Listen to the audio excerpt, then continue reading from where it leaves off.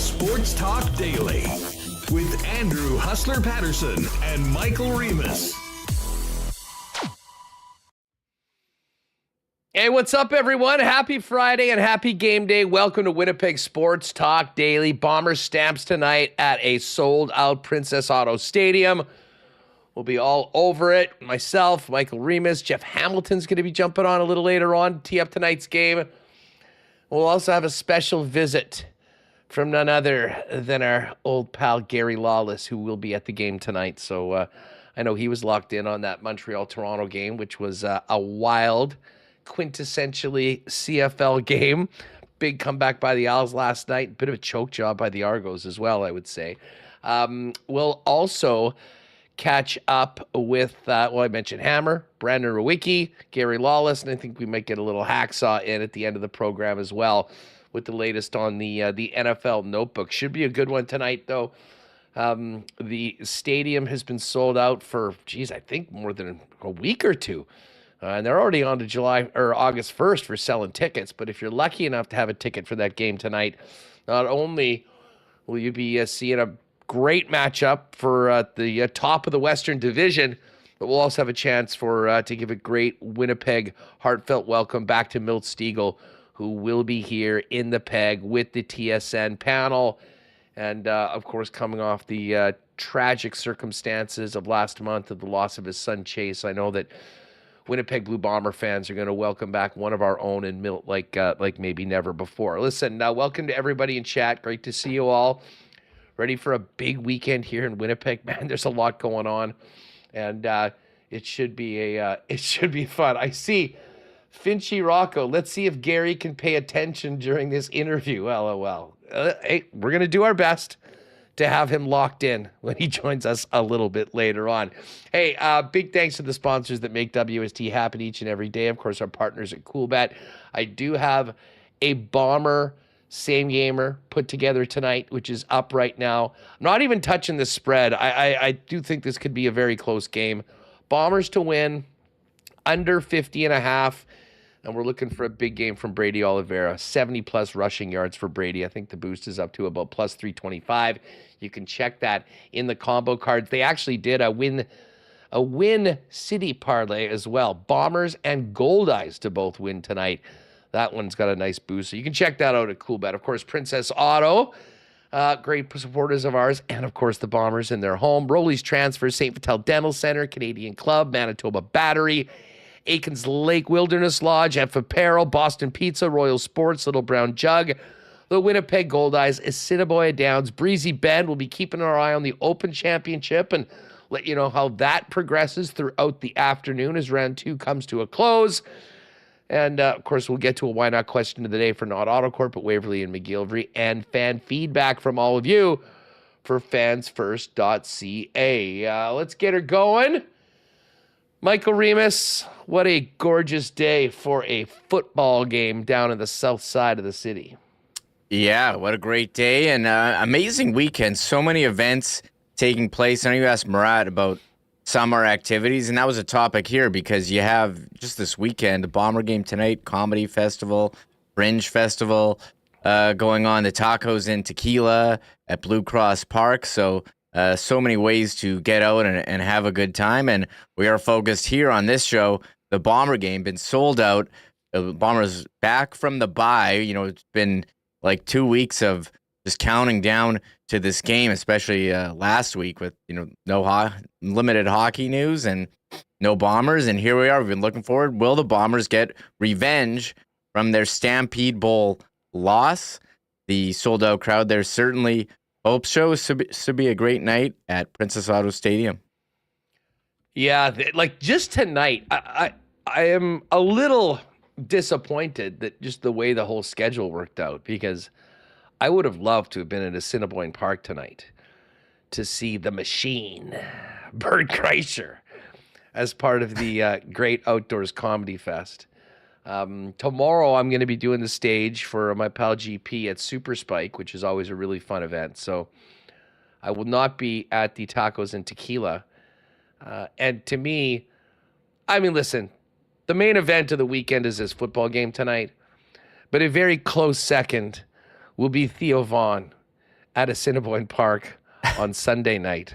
I'm very much looking forward to that.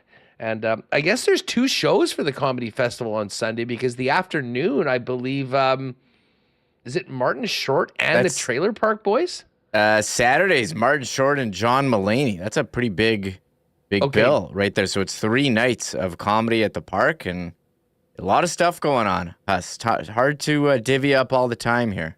Yeah, no doubt. And then, yes, tacos and tequila. The Gold Eyes are on the road.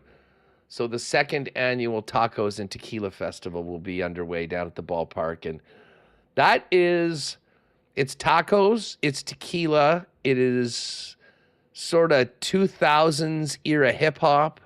Yeah. And I'm not sure whether they have the luchadors back this year, but last year there was a wrestling ring and some lucha libre entertainment as well for people that went and took in the event. Yeah, and I'm seeing there's going to be wrestling pre-game tonight at the Bomber game too. Yes, yes there is. Pre-game tonight. GF Liverpool sending me the poster. So the Bombers have really nailed the pre-game tailgate in the plaza there. So get out early, beat the traffic, enjoy all the festivities. Should be a great night. 2 great teams.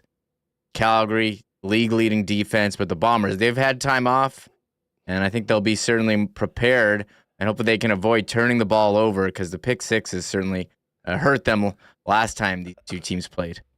Wow, I'm taking some heat in the chat for the comics that are here right now. Let's see here.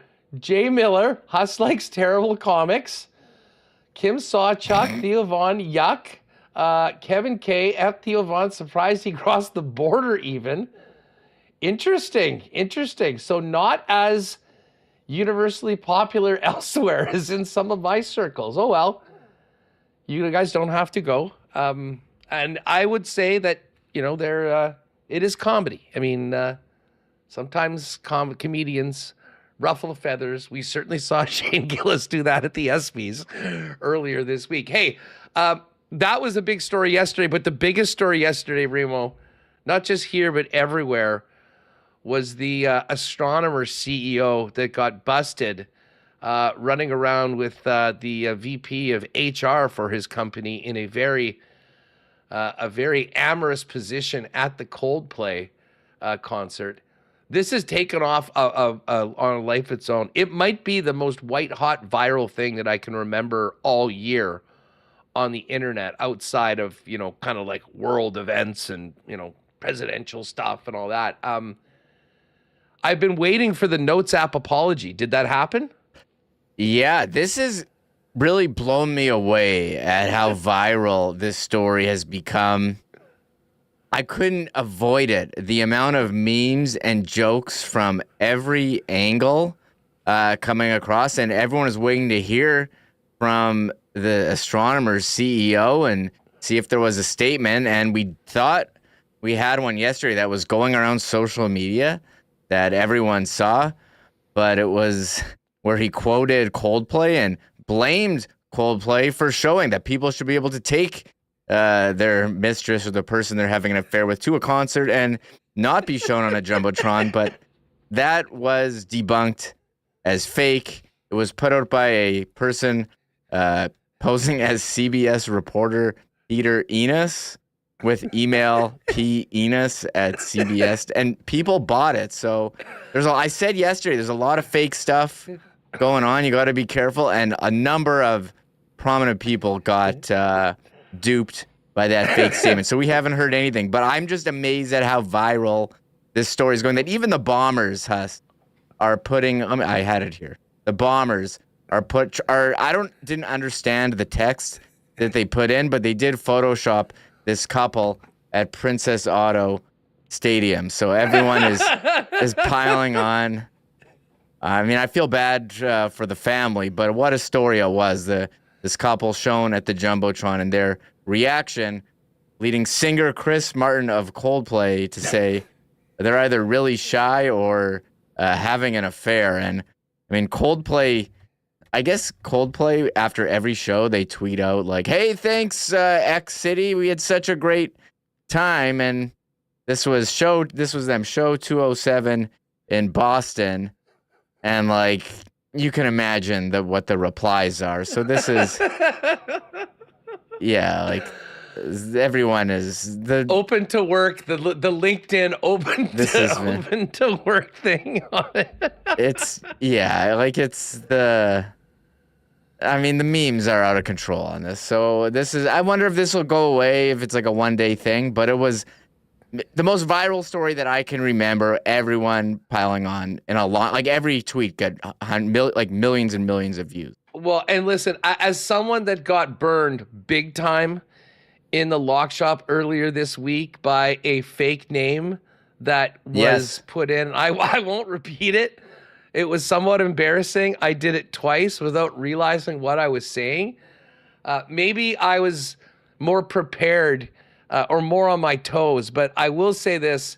I did recognize when that statement came out broken by Peter Enos, my radar detection went off immediately, and I did understand that was comedy, satire, and a fake. But anyways, I don't think they'll be at the game tonight. But if you are going, if you are married and you're going to the Bomber game tonight with your girlfriend, be careful. Be careful of the cameras and the Jumbotron. And for God's sakes, if you get up there, act normal. Don't do what they did. They had just kind of went through the motions as if it was normal and legit and didn't hit the deck and turn around immediately. I don't think anyone would have known. But I would suggest if you're married, don't go with your girlfriend. Go with your wife, or maybe spend some time with your family. Let's bring people together as opposed to splitting people apart. Let's get to this game tonight. Brandon's going to jump on in about 10 minutes or so. No Stanley Bryant on the offensive line, no Dalton Schoen, but an ornery team that's going to be in a bad mood considering what happened to them 2 weeks ago in Calgary against the same Stampeder outfit, Reem. Yeah, and that game really got away from them. The turnovers were huge, and a number of big plays there by VA. So I think they're gonna have to protect the ball. You'll have the home crowd. It should be once you've had the week to prepare. But you look at the score, has 37-16 in the Stampede Bowl, which had Calgary celebrating on the stage with the commissioner like they won the Grey Cup. I'm sure it left a horrible taste in the mouth of Mike O'Shea and the rest of the Bombers team. We'll see how it goes. You have Brady Oliver back. Dalton Schoen, it's going to be tough without him. He did have, 10 targets, 4 catches, 47 yards in that game, but Kevin Sklercius really stepped up with 10 catches of his own. Dembski is going to get a boost too. We've seen big plays from Wheatfall, and a lot of talk about Cody Case. We saw him in a return role. I'm not really sure what to expect from him, but Mike O'Shea and Zach Claris both spoke highly of him coming into this one. Well, let's hear. O'Shea, we don't have a ton of Mike. I mean, he does everything he can to keep his comments to a minimum, I will say. But hey, you keep on winning at the rate you can do whatever the heck you want. But here is a brief clip from Mike O'Shea on Cody Case, who gets the starting bump into the lineup in the absence of Dalton Schoen. Progressed fast, very quick, loves the game of football, has continued to learn and grow and all the things you like to do. I thought, in training camp, he had an exceptional training camp and then just didn't quite make it out of it healthy, Yeah. All right, so there's Coach O'Shea on Cody Case coming in ahead of Dylan Mitchell, who still has yet to see the field as a Winnipeg Blue Bomber this season. The other big loss is Stanley Bryant on the offensive line. Here's O'Shea on Vanterpool stepping in on the O-line with Bryant on the one game. Extremely good athlete, conscientious, wants to do it, excited about the opportunity, good football player. Can you describe the rookie camp, training camp he had? Because I really noticed him in rookie camp and then in training camp. Yeah, took on a really nice leadership role in rookie camp to make sure we were getting what we needed out of everybody. So he sort of moved him up a step just by his leadership through rookie camp, I thought.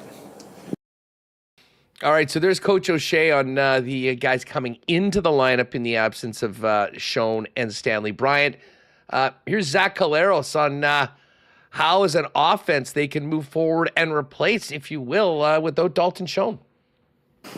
You know how I feel about Dalton. So, it's never going to be the same, like, when you're game planning for things, right? Because there's just a lot of things that him and I have done together, on a football field and in practice that kind of is just unspoken. So you don't have to really plan for a lot of it, But yeah, you find different ways, right? And Cody has a different skill set than Dalton does, and moving some guys around into other places to compensate is something that you don't want to have to do, but it's kind of makes the week of planning fun. Trying to move those pieces around a little bit. But yeah, it's I don't want to talk about Dalton too much. It just makes me sad. I mean, it's kind of wild there at the end. I mean, I don't want to talk about Dalton too much. It makes him sad. I mean, he is his go-to guy, and they're going to need to figure it out without Dalton, who's now in the six-game IR. Here's a little bit more on from Zach just on not having Dalton Schoen and Stanley Bryant in the huddle tonight. Yeah, it's challenging for sure. Those guys are both Stan, again, is the most decorated offensive lineman in the history of our league, right? So, having to fill in for him is not an easy task. Again, I think it's more so just on a communication level. Not necessarily a skill set thing, although, Stan is unbelievable. But, Mike has been in that room now for a year and a half and, has really gelled with those guys, and I think he'll do a great job.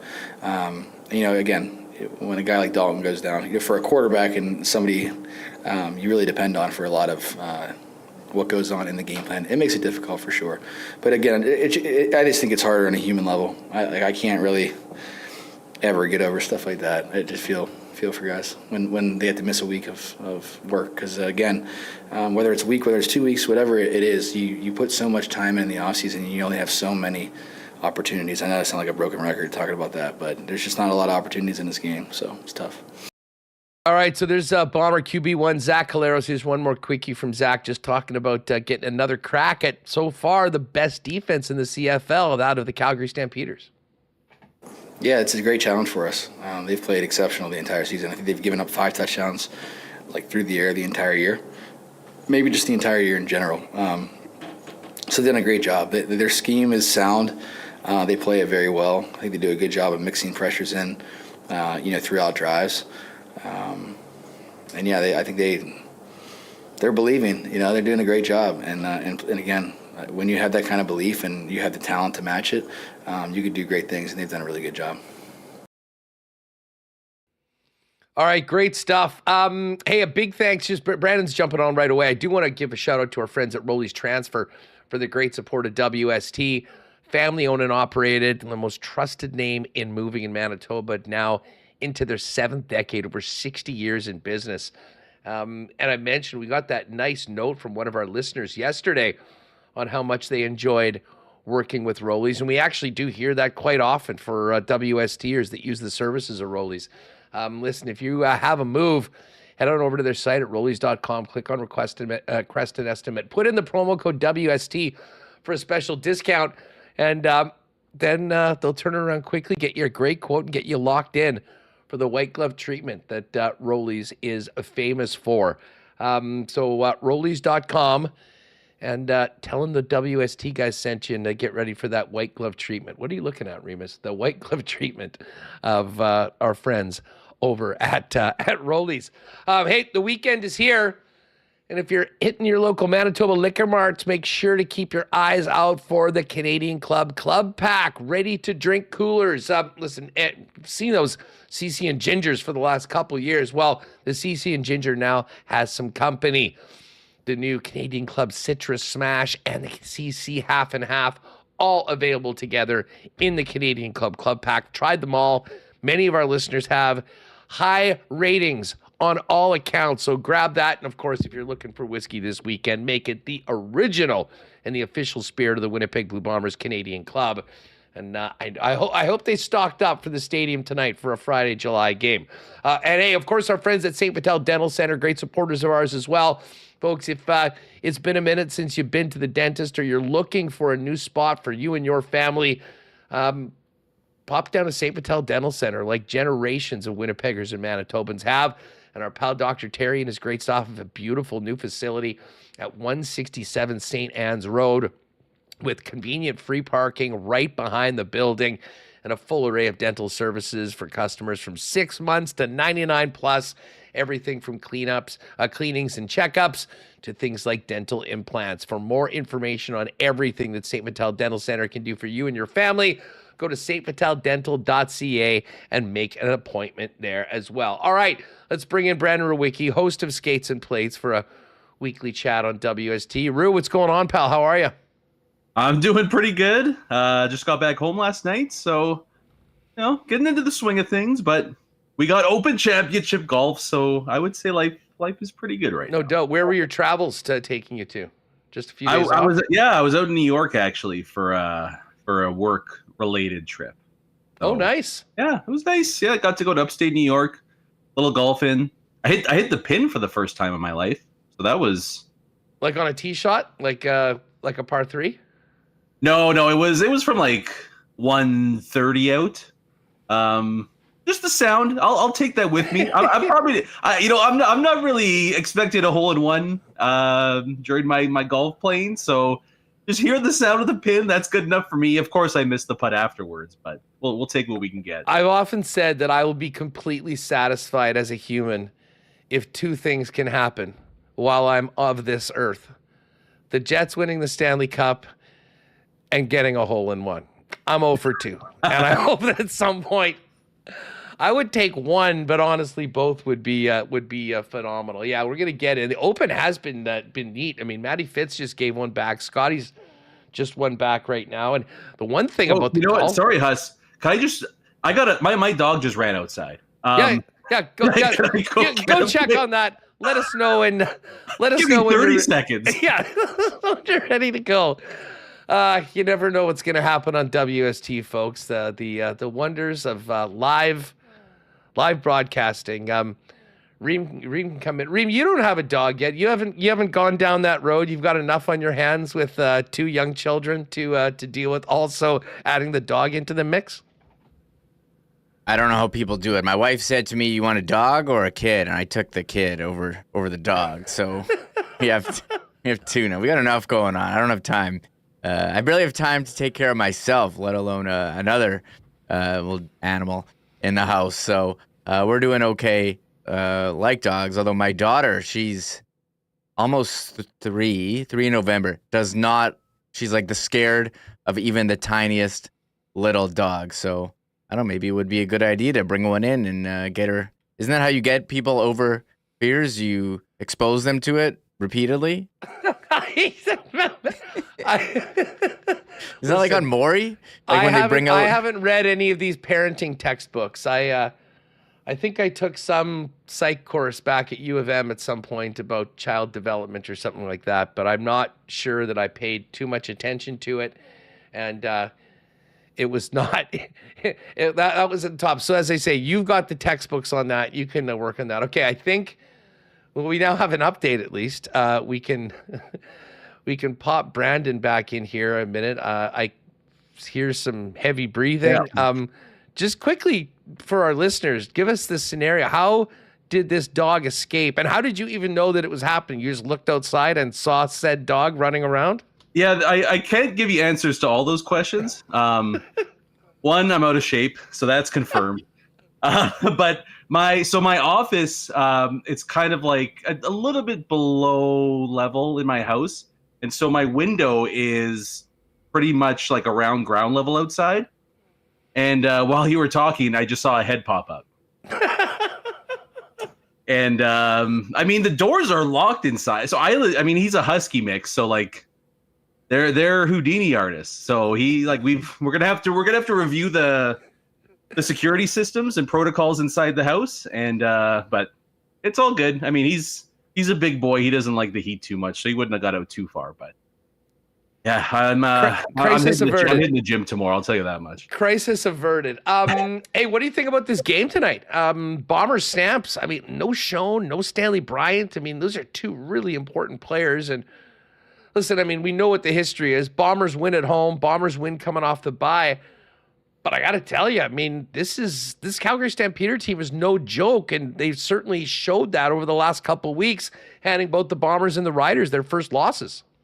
Yeah, it's like we took a time machine back to the early 2010s, and then those like the Dickinson Stampeders are back, right? So, I mean, I'm always kind of viewing everything through the lens of, yes, it's early, and as we saw last year, records for the Bombers don't matter as much to some degree. But like, look, I mean, you can get that West Division 1 seed locked up. You win 2 home playoff games, and you're Grey Cup champs once again. Right, so that's kind of how I'm looking at it here, where this is not. I'm not going to do the whole measuring stick game or like what is it, but it's just like they need to get the win to reverse the result that we saw a couple weeks ago in Calgary. And I mean, as it stands right now, I know Saskatchewan's gotten off to a good start, but like this is their toughest competition so far. Like Calgary they are beastly. Their early season defense is looking Ravens-ish.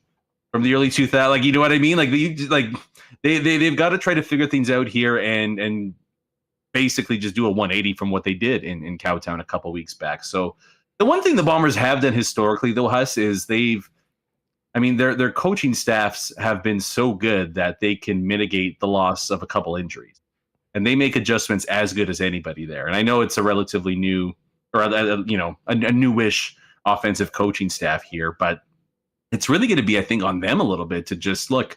Sure, we don't have our starting left tackle and our go-to weapon, arguably, out there in the open, but maybe we see a bit more in the short-term passing game, right? Maybe we try to get things going on the ground a little bit more than we did last time around against Calgary. So, I mean, I'm still feeling confident about it, but if you're like me and you're eyeing that 1 seed in the middle of July, which maybe you shouldn't do, but if you're in that mindset. Big game. A huge game. And I think this entire week in the Canadian Football League, it's all divisional matchups. And we saw a wild one last night with Montreal coming back to beat Toronto. And then this Winnipeg Calgary game and BC Saskatchewan tomorrow. Like a Winnipeg and BC win would have 4 teams all at 4 wins, which would make things pretty intriguing. And listen, I think we can kind of start talking crossover. I mean, the Argos should be better when Chad Kelly comes back, and you would assume get a few more wins. But both they and Ottawa sitting at 1 win right now. If you're sitting at 1 win and you're looking across at the other division and 4 teams with 4 wins, basically the onus is on those teams to find a way to catch one of those teams to not get caught for the crossovers. So it should be a good one tonight. Moving over to hockey, the only real big news this week, other than we did get the schedule, was Morgan Barron's deal. Thoughts on Morgan Barron going into this season, Brandon? I mean, he played a very different role post-trade deadline last year. Went to center, I thought showed some pretty tantalizing potential. I'm not sure he's ever going to be a guy that, even with a ton of playing time, is going to get a ton of points. But, man, the combination of his size, the speed that he brings, when he lowered his shoulder and took the puck to the net, good things happened. And obviously there's a big opportunity with Adam Lowry being out at the center position, even with Taves coming on. Now, just thoughts on the 2-year deal that he signed and the opportunity for him maybe to graduate to a much more important role in the Jets come October. Yeah, I mean, the way I kind of envision it is that he, by default, in a sense, he's your Adam Lowry replacement for 10 to 20 games in all likelihood. And why not give him the opportunity? Because he was given that center job basically in the stretch run there and ran with it. He was one of their better players, during the final 10 regular season games. I thought he was really, really good against St. Louis. Maybe, lost a little bit of effectiveness against Dallas. But, with what he brings to the table, he has a pretty much unique element compared to a lot of the other forwards on this roster, where he can be your 1980s throwback power forward that just, he scores a couple and they're ugly and none of them make the highlight reel, but he's able to be effective in those dirty areas for you. So it's kind of interesting because he's shown this really important ability to improve and take the opportunities that he's gotten and run with them. And so I kind of look at this like, why not see what he can do at 3C? And hey, maybe he shocks everybody here. I mean, the flip part of that is whoever is going to be the other two centers on the roster in the bottom six, the Jets, whether it's Bear and Nemesnikov, who knows if it's somebody else, they're going to have to carry a lot more of the mail than maybe would normally be expected of them. Because, yes, the hope is Taves can fill that second line center spot. But let's face it, even if he is basically best case scenario, you don't want Jonathan Taves at 38 years old coming back to the NHL after 3 years off, playing 20 minutes a night in early October, right? Like you're going to have to mitigate that a little bit here. So I think as a forward group as a whole, we're going to see a lot more by committee approach here. And the Scheifele line will probably get the majority of the minutes like they always do.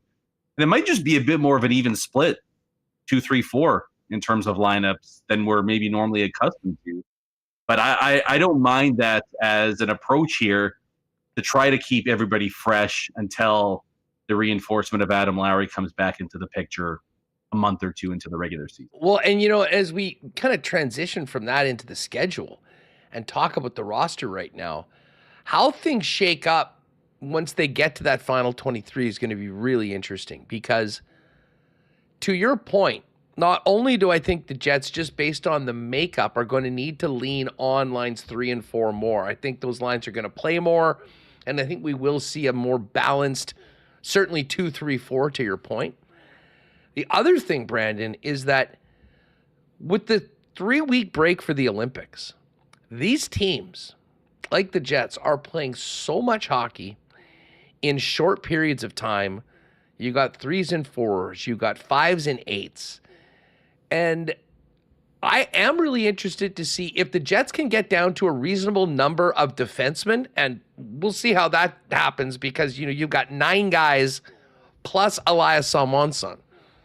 But if you have the extra forwards, like based on how much hockey they're going to be playing, I mean, listen, if you're winning, you're probably rolling out that same lineup. But I do think maybe more so this year than in the past, we might see Scott Arniel just arbitrarily swap some guys in and out, get guys into a few more games, have players pop in, switching from the press box to the fourth line, particularly early in the season with all the hockey that's being played and a lot of questions to be answered as to what is the best fit with the current members of this team and gives you the best chance to win every night.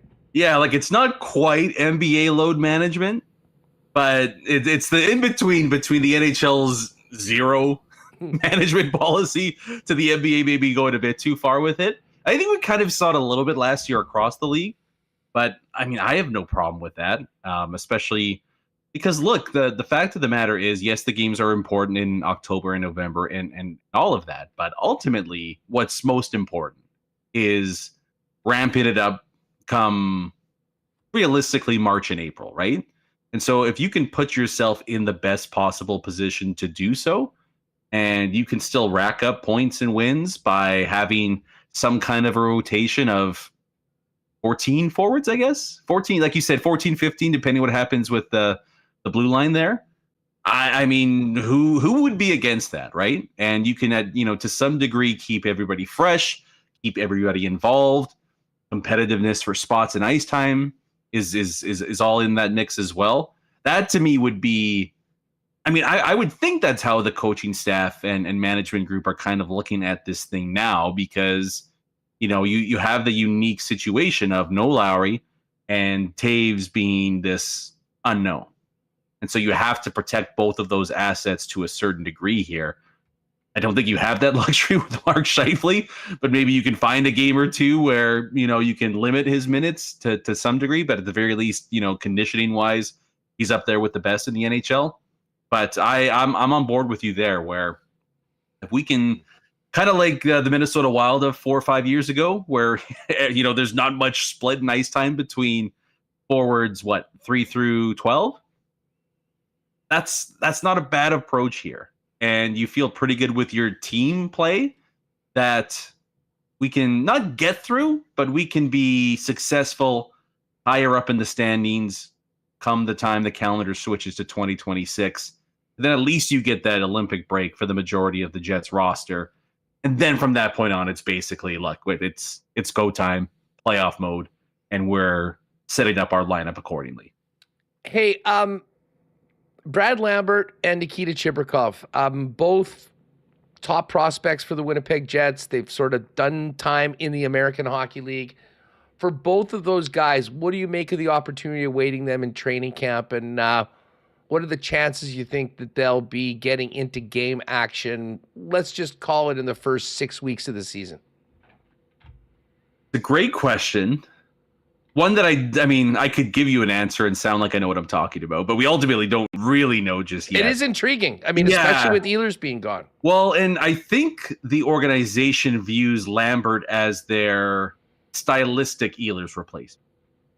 If everything goes right, and the fact of the matter remains, Brad Lambert has one of the biggest opportunities for any, tweener prospect, arguably across the entire NHL, where if he has a massive summer and comes in and has a massive training camp, he can find himself in a top 6 spot on a team with Stanley Cup hopes and playing beside a future Hall of Famer at the same time. So the opportunity is clearly there for both of those guys. The difficult part for me is that the draft concerns about Lambert have kind of continued throughout his pro career so far, where there's just periods of high effectiveness, but then we saw what happened last year where the team, the Manitoba Moose, was a bit of a disaster, and Lambert really never got his game off the ground up and running there. So I might actually lean towards Chibrikov having a higher chance of making the team out of training camp. I think his game is much more translatable to the bottom 6 as well. And I think he'd be an interesting fit when Adam Lowry's healthy, to be honest, as one of his line mates there. The only thing with Chibrikov is, does he have the offense in the top 6? That remains to be seen. I don't want to say it's obvious he doesn't, but he could potentially be a bit of a late bloomer in that regard. Look, if Lambert starts the season on line 2, I would argue that's dream scenario for the Winnipeg Jets, because they're not going to give it to him, as we've seen in training camps past, where veterans clearly get, you have to soundly defeat them for a lineup spot. But if he is out there game 1 beside Hayes and Perfetti, the Winnipeg Jets would be beyond thrilled with that development. And it could potentially change a lot of things in terms of their plans moving forward during the season, right? Where you can, hey, maybe we don't need to chase assets to fill that Ehlers hole if we can get some of that back internally. So Lambert's a big key to this team. And like we see with Dallas too, where they found guys that can come in and fill big roles for them, it allows you to get a lot more creative and flexible with the rest of your team. Well, I totally agree with you on that. I mean, if he's there at the start of the season, that means he came in and was clearly the best player. And now, again, it's not like he's beating out a Nikolai Ehlers. You do have a Gustav Nyquist that's in on a 1-year deal. They can move him to some other spots. But, I mean, it's obviously the best case scenario that he does enough to convince them not only he's capable, but he's ready of that opportunity. Chibrikov, I think, probably fits in more likely in the bottom 6, but a guy that kind of is that tweener, maybe between 2 and 3. I mean, depending on what happens, he wins a lot of battles, got a great shot, maybe certainly doesn't have the speed of a Brad Lambert. Let me throw this to the chat right now. Why not question of the day for not Autocorp at Waverly and McGillivray? Assuming good health for both of these players, so we'll take injury issues out. Let's assume that they're able to go anytime throughout the season. Who gets more NHL games this year, Brad Lambert or Nikita Chibrikov? Folks, you give us your thoughts in the chat. Brandon, what is a more likely scenario, do you think, this year of who gets more action with the Jets? Yeah, I would go with Chibrikov, and kind of along the same lines you're thinking, where the Jets have good bottom 6 wing options, but I don't know. His cameo a little while back was really eye-opening. And I think there's a decent chance he might have got into some games late in the season playoff time as well if he didn't suffer that unfortunate injury. So I'm pretty high on him being a part of this team. And that's kind of where you have to, I think, put it into the equation is, like, do you think the Winnipeg Jets would put Brad Lambert, in a third line spot on a potential checking line, which is how they've traditionally run their forward group? There's no chance. So it's basically, in a way, you're almost asking, do you think he can beat out Gus Nyquist for the second line winger spot? The Jets have traditionally slow played that. So I'm going to go with Chibrikov. Not to say that Lambert can't have a big role at some point on the team, but I'm not going to be shocked if we see Chibrikov in the lineup game 1. And I'm not going to be shocked as well if he plays a really effective 65, 70 or so games this year. Like you said, maybe never going to be like a 50 or a 60 point guy, but could he be like a supercharged offensive version of Brandon Tanev, who gives you a lot of that forechecking tenacity that you kind of want to have in the mix in your top 9? Yeah, absolutely. I think he can fill that with a bunch more finish, which is what we've seen so far. Certainly he did it when he got in beforehand. All right. Hey, before we go, who do you think holds that claret jug at the end of the weekend? I mean, no one's going to believe me, but I like Matt Fitzpatrick before the week started. I got him at 45-1. Yeah, I kind of sprinkled a little bit on him back at the U.S. Open. But I mean, so as it stands right now, there's, I think, 3 guys that are the clear-cut favorites above everybody else. Obviously, Fitzpatrick and Scheffler. I'd be a little bit curious about seeing what the odds are after 36 holes for our boy Bobby Mack there.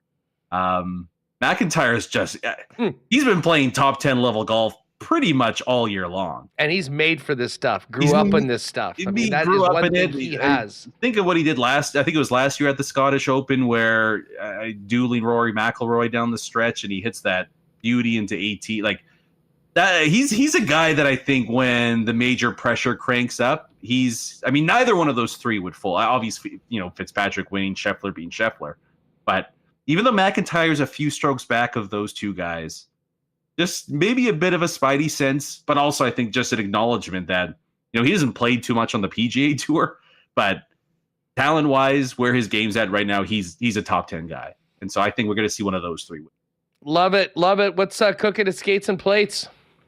Yeah, still pumping out episodes during the cold spell of mid-July. So we'll have a few more coming out next week, Tuesday and Friday. Ideally, breaking down some kind of movement, but if not, we usually have some fun in the July-August portion of the off season. Check us out Tuesday, Fridays, wherever you get your podcasts, all that stuff. Your boy Fitz just dropped a bit of a bomb and needed it for par. He is the leader, 9 under par right now. Scotty still has a couple holes left, so we could see him get to 9, or who knows, maybe even 10. Enjoy the Open and a great weekend game tonight, and we'll talk to you next week. Sounds good. All right, we'll talk to you guys soon. All right, there's our pal Brandon Rewucki. Of course, tonight, folks, the place to be, of course, is Princess Auto Stadium. Shout out to our listener, Alan, who has kindly donated a couple of tickets for a giveaway for tonight's game. So if you're one of the many that is not currently holding tickets to the game tonight, in the chat, there's a link right up there. Make sure to enter, and thank you very much, Alan, for sending a fellow WSTer to the game tonight, to which should be a heck of a spot. Of course, Princess Auto Stadium is the place, and tonight, Bombers and Stamps, 7:30 p.m. Princess Auto, proud sponsors of us as well, and the place where you'll find the best deals on the most unique assortment of tools and equipment around. Everything you need to complete the projects on your list or start something new is at Princess Auto. Visit them in Winnipeg, Panet Road, Portage Avenue West, out in Brandon as well, or shop online 24/7, 365 over at princessauto.com. Of course, we've got another beautiful summer weekend coming up, which means many of you are going boating, camping, getting on those ATVs. You're going to want to make sure you've checked in with Donnie and the gang at Manitoba Battery before you go, so your batteries are ready to take you through the summer and all the fun stuff you're planning on doing. Do not Winnipeggers, do not waste your time with the parking and the stress of the big box stores, especially when you can save up to $60 a battery with Manitoba Battery. Your local option with the best prices in town, period, and the best customer service. We know you're busy. Give them a holler. Order online at manitobabattery.com. Donnie and the gang will deliver those batteries to you for free anywhere inside the perimeter of Winnipeg. For all your battery needs, save money, save time, support local. Manitoba Battery, 2 Winnipeg locations, and online at manitobabattery.com. And hey, not only is there a million things going on around the city, of course, weddings are in full force right now as wedding season is here. Guys, if you need to up your menswear game as we head into the rest of summer and fall, get on down to F Apparel at 190 Smith Street. The best in custom suits for men, starting at $400. Chinos, golf pants, custom shirts, both tucked and untucked styles, and the biggest and best selection of menswear accessories in town as well. And if you are getting married or in a wedding party, make sure you talk to the fellas at F about a special discount for you and the boys to get suited up for the big day. F Apparel, 190 Smith Street downtown. Check them out online and make an appointment to come in for a fitting at F. That's EPHapparel.com. All right, Hammer's coming up in a bit. We'll also check in with Lee Hacksaw Hamilton, but with tonight's game coming up. I've had a question that I've been meaning to ask Gary Lawless all week. We will do that. Talk a little hockey off season and get ready for the Bomber game tonight, which Gary will be at. Let's welcome Gary Lawless in right now to Winnipeg Sports Talk. Lawman, what's going on? Great to have you back on the show. Great to be here. This reminds me of the days when we were doing Hustler and Lawless, and I was living out. I'd spend the summer at the cottage, and then drive in. I've got an echo. Yeah, sorry. I switched it on a couple of days. It keeps defaulting. Okay, start again. Sorry, Hess, I screwed something up there. Let me just bring in Gary. Sorry? I screwed something up on this, so one sec. Let me just bring in Gary. Sorry about that. Okay, sounds good. We are live, just waiting to bring in Gary, just ironing out a bit of a technical issue right now. So just one second. I'm really sorry. Okay, sounds good. Well, Lawman back north of the border, doing his thing in the motherland. He's got the family up here. And, speaking of family, and we'll touch on this with Gary, bringing in a big Winnipeg welcome for Milt Stegall, as we've been talking about all week. It was so great to see Milt back on the panel last night. And the entire panel is going to be here tonight. Listen, I know there's been some questions as to what sort of a welcome Luke Wilson's going to get here in Winnipeg from a lot of diehard Winnipeg Blue Bomber and CFL fans. The one thing that we do know and can count on is that Milt Stegall is going to get the most incredible welcome back from Winnipeg fans. This is something that, Milt is still the king of the peg and always will be, considers it his second home. But, after the tragedy of losing his son last month, getting back to doing what Milt loves to do, and that's talk CFL football and entertain all of us on TSN and connect with fans. This is going to be a chance for all of us to welcome Milt back to his second home of Winnipeg. So we'll get to all of that. He's ready. Yeah. What's the word? Okay, we're good to go with Gary? Yeah. All right. It's never easy with Mr. Lawless on this program. All right, let's do this. Let's bring in Gary and talk a little football, a little hockey, and a big question that I have to ask him that has been burning my conscience all week. Lawman, great to have you back on the show. How are you? I'm good. I'm just wondering why we didn't have this technology back in the H&L days, because I would move to the cottage for the summer and have to. Well, I did have a pretty sweet deal. I only had to do 2 shows a week or something like that in the summer months. Heavy lifting, big shoulders right here, everybody. They wanted me around for the ratings period, Andrew. And but I used to drive back into town a couple times a week. And they eventually, TSN set me up with a little studio out here at the lake. And I could do TV hits from here. Those drives I'm just thinking about all that. I would get to the perimeter and I would phone Randy Turner, and I would talk to Randy from the perimeter all the way to my cottage. And those were some of the best chats. I miss Randy. And it's funny because now, Andrew, you're the only one that's up late after VGK games. And when I'm driving from T-Mobile Arena out to our house in Summerlin, I'll often phone you and chat with you on those rides home. It's amazing how people will ask me, hey, do you ever talk to Hustler? I'm like, well, twice a week. That makes people so happy. It doesn't make me happy, but it makes it aggravates me personally. I can tell you that. But it makes other people happy. Well, yeah, you're always happy. Then I catch you. You're sitting on your favorite bar stool at Wind City Pub, and you take a few minutes out to talk to me. It's always good to catch up. And today we do it with all of our friends here on Winnipeg Sports Talk. Hey, speaking of which, listen, big game tonight. I know you're going to be there. Fired up. Should be a great one. Yeah. Before we even get to Bomber Stamps, this is going to be, I think, a real emotional return for Milt Stegall tonight. And I've kind of been trying to wrap my head around how to describe it. But, I mean, we know the way the Bombers are supported. We know that Milt is a legend in this city. And with the tragedy that he's gone through, I think it's going to be a moment that I think people are going to remember for a long time. And in a lot of ways, best way to describe it, like a 32,000 person group hug for Milt. Yeah. I've been texting with him the last couple of days, a little bit last night too. I thought what he did last night was very courageous. It wasn't maudlin. It wasn't, it wasn't all about him. He took his quick moment to say thank you to everybody. Milt and I were not friends when he was a player. We actually did not get along. We had pretty big differences. And then after he retired,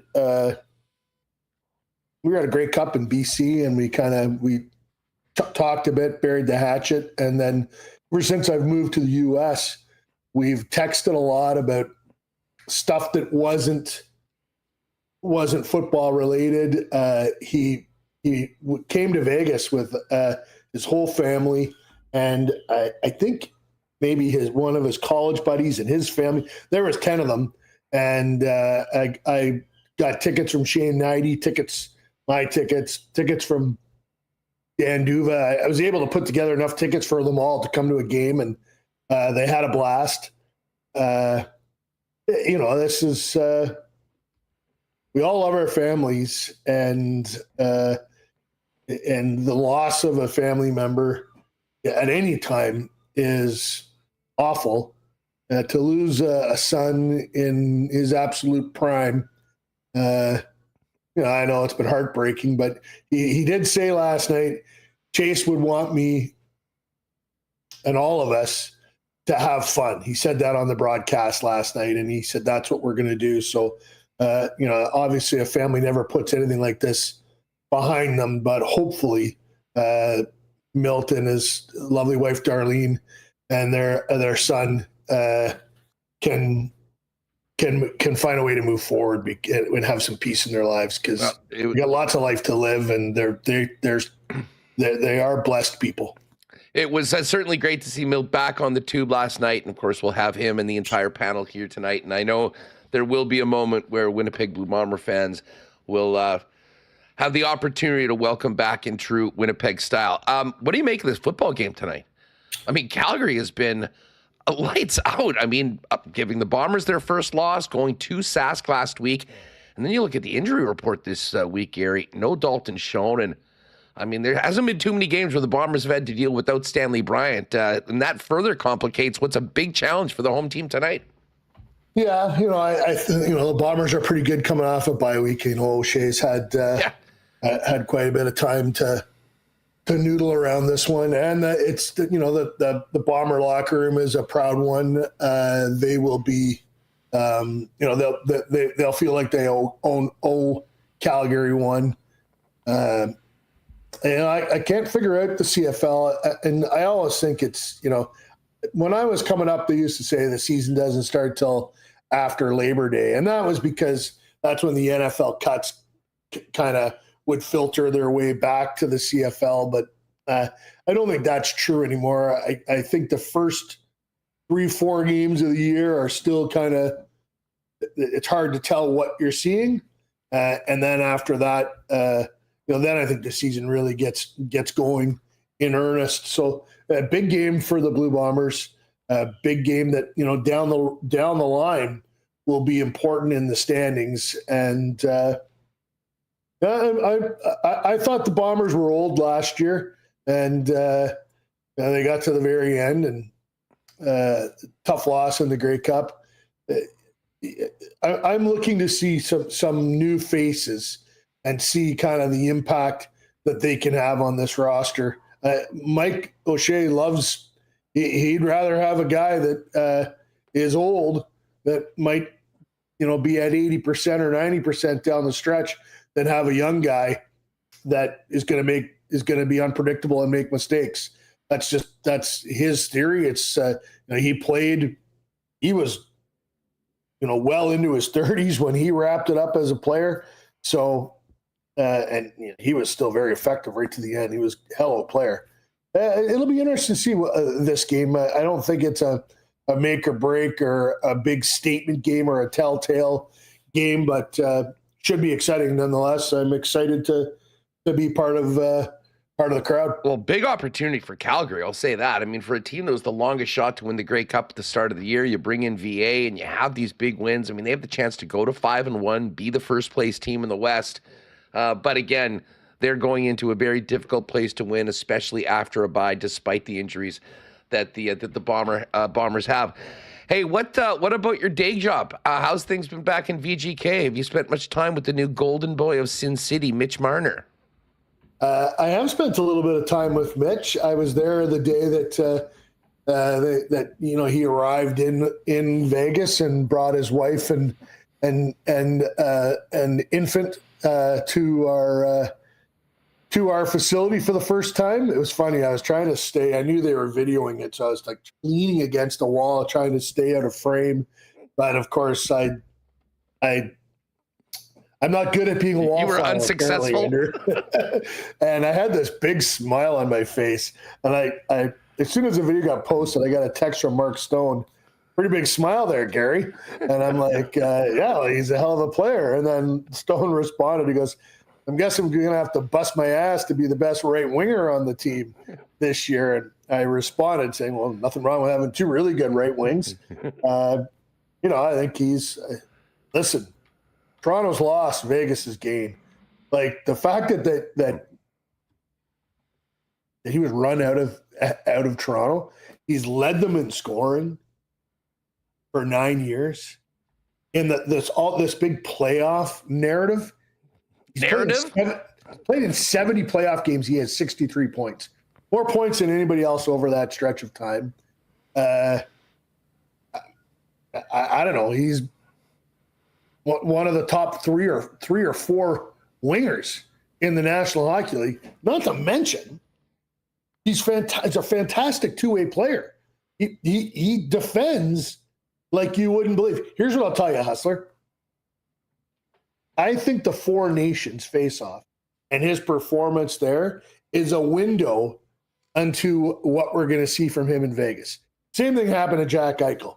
Played too much in Buffalo. Got to Vegas, his minutes went from 22 to 19. And more productive, better player. You get more out of him by playing him a little less. Marner will play in all situations, but his ice time will drop a little bit, and he'll be a better player. And then he's surrounded by all these other guys that know how to win, have won before, and he's part of a culture that is positive and not always screaming about 1967, which is such a useless thing to do to players. Like, what year was Mitch Marner born? He's born in the 2000s, I think, or late 90s. Whatever, like 1967? Why does he have to deal with the ghosts of Harold Ballard? It's preposterous. So I'm really excited for him. I'm really excited for the Golden Knights and the fans of Vegas. Like, he's a wizard. And don't forget, McDavid scores the winner in the Four Nations faceoff. Who got him the puck? Perfect pass from the corner from Mitch Marner. I'll say this about Mitch. A hell of a player. Everyone would love to have him on the team. But much of the criticism that he got, I mean, it comes with the territory of being an $11 million player. I mean, you can't just no-show over and over again in the most important games of the year. And this was not just him, but you know what it is. I mean, the big money guys get paid a lot to show up, and the game 5, 6, and 7 numbers, and particularly the game 7s. I mean, during that era, I understand why they. So by that methodology, you should be running Connor Hellebuck out of town, right? What are you talking about? Well, he hasn't performed in the playoffs the last few years. Dude, I disagree, but I mean, has he been at his best? No. But I mean, you're talking about 8 straight game 7s for a team that wasn't able to win. I mean, I think we can all agree the Leafs underperformed, and I'm not putting that just on one person. But I mean, unfortunately, partly, and this goes back to not that we really need the last 2 years in a row to the Stanley Cup champions. Yeah, exactly. That game 7 loss does look a little bit better. And Leon Draisaitl were awful in game 6, and I guess we should get them out of Edmonton too. Like this, yeah. Give me a break. Hey, what do you think about Taves coming back? But I mean, what are you hearing? I mean, like interested to know what some of the people that do know Jonathan well feel about him coming back and the fact that he's doing it here. Yeah, I don't know Jonathan well. I've covered him. I covered him for a long time.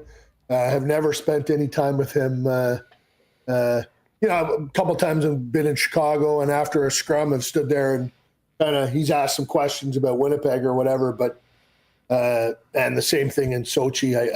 I was there when he was at the height of his powers. And I covered one of the Blackhawks Stanley Cup championships.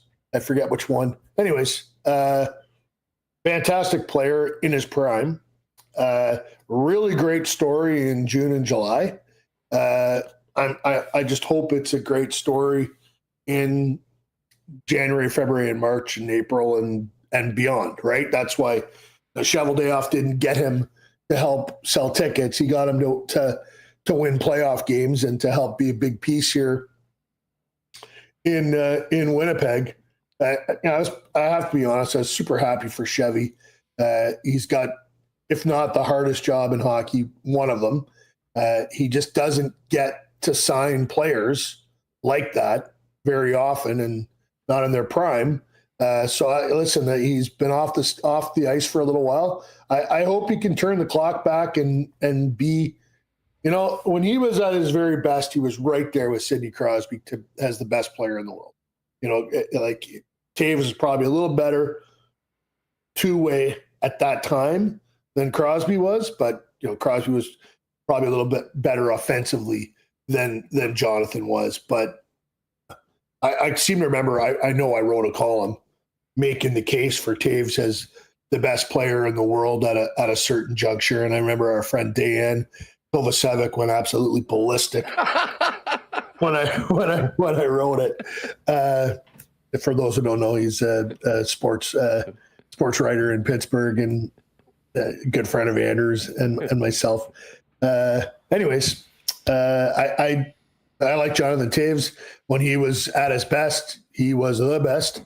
So I for the Jets' sake and for people of Winnipeg and for his sake, right? Like I don't think he wanted to go out the way he did. He seems pretty zen right now.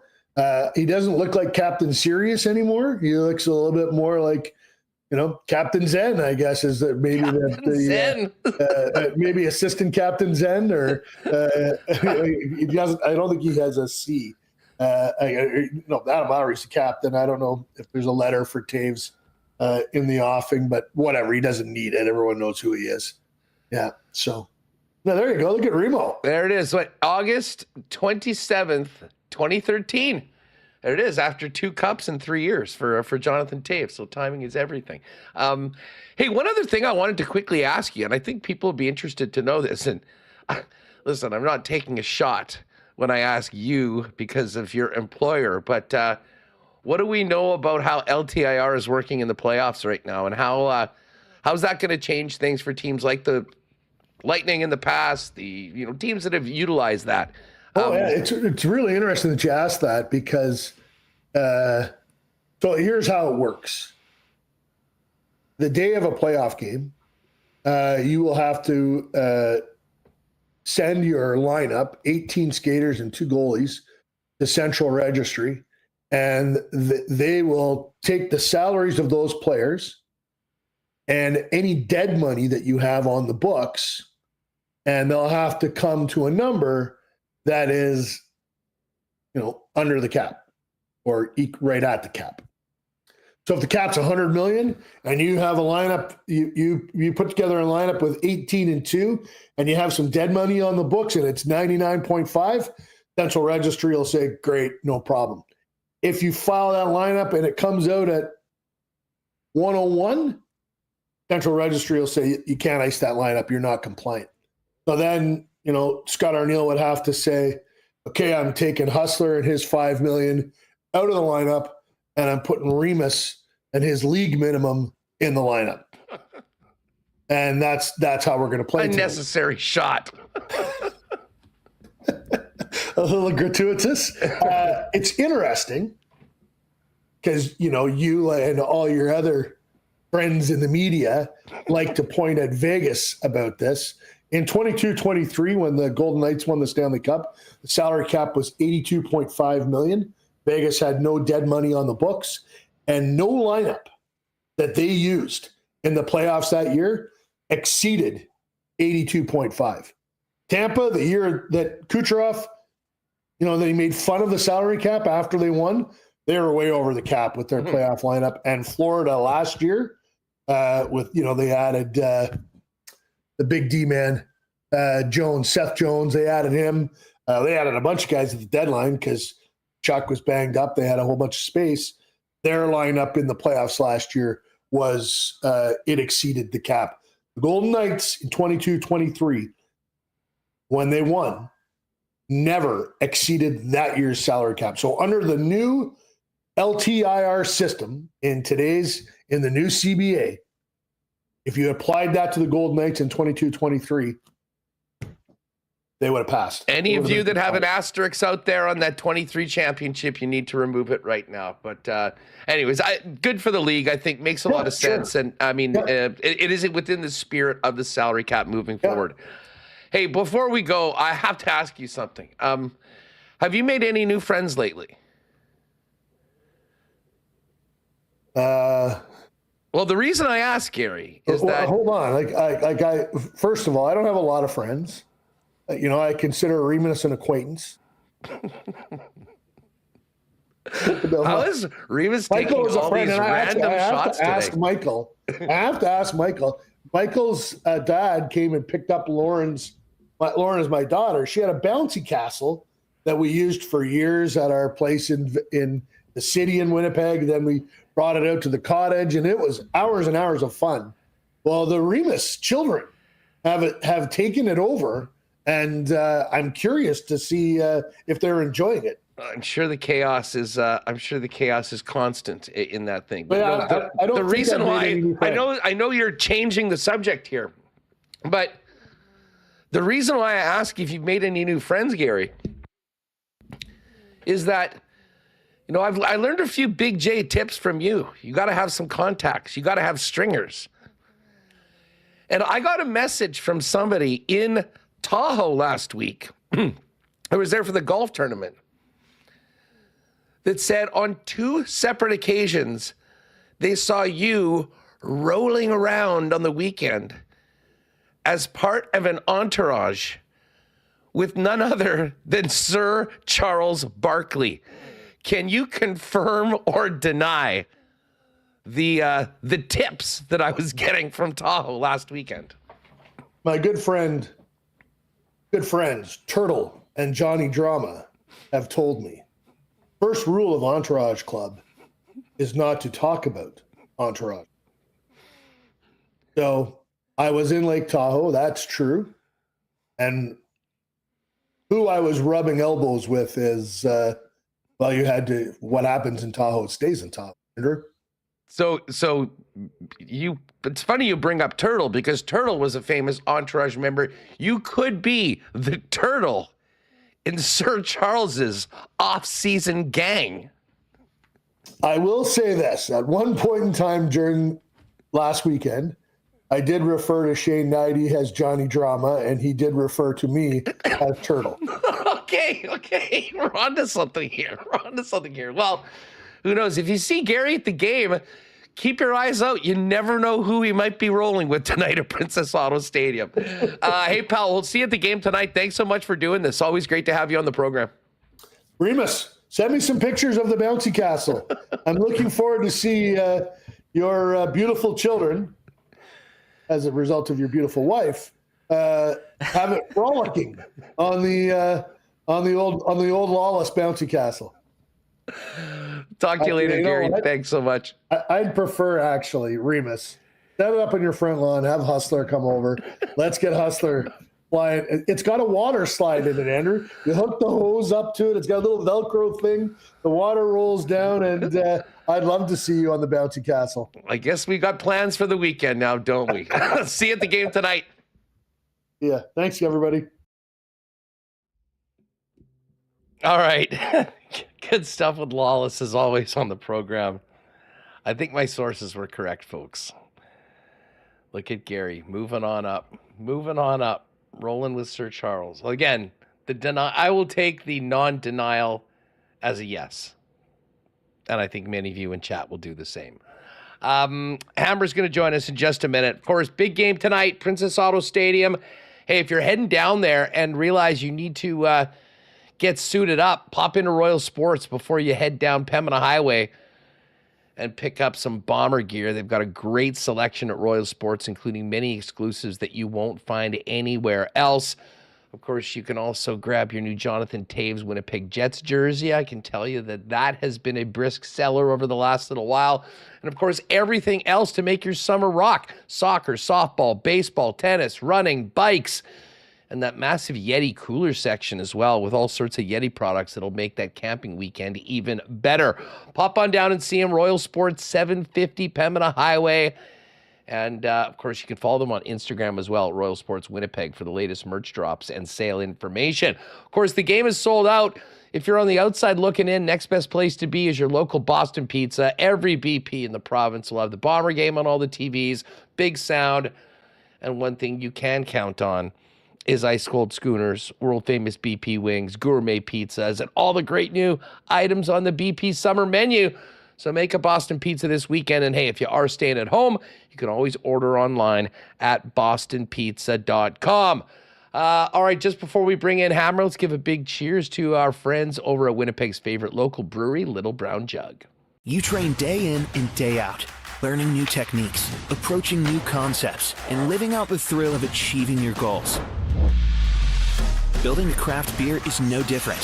While you spend your hours on the ice, we spend ours here, brewing our trademark beer.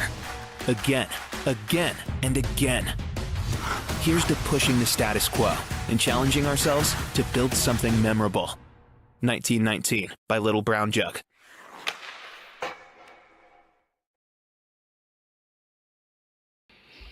All right, listen, just before we bring in Hammer, let's get to some fan feedback brought to you by Fans First, your number one spot for buying and selling Winnipeg tickets on the resale market, where what you see is what you pay. No added fees on Jets or Bomber tickets, which are now available.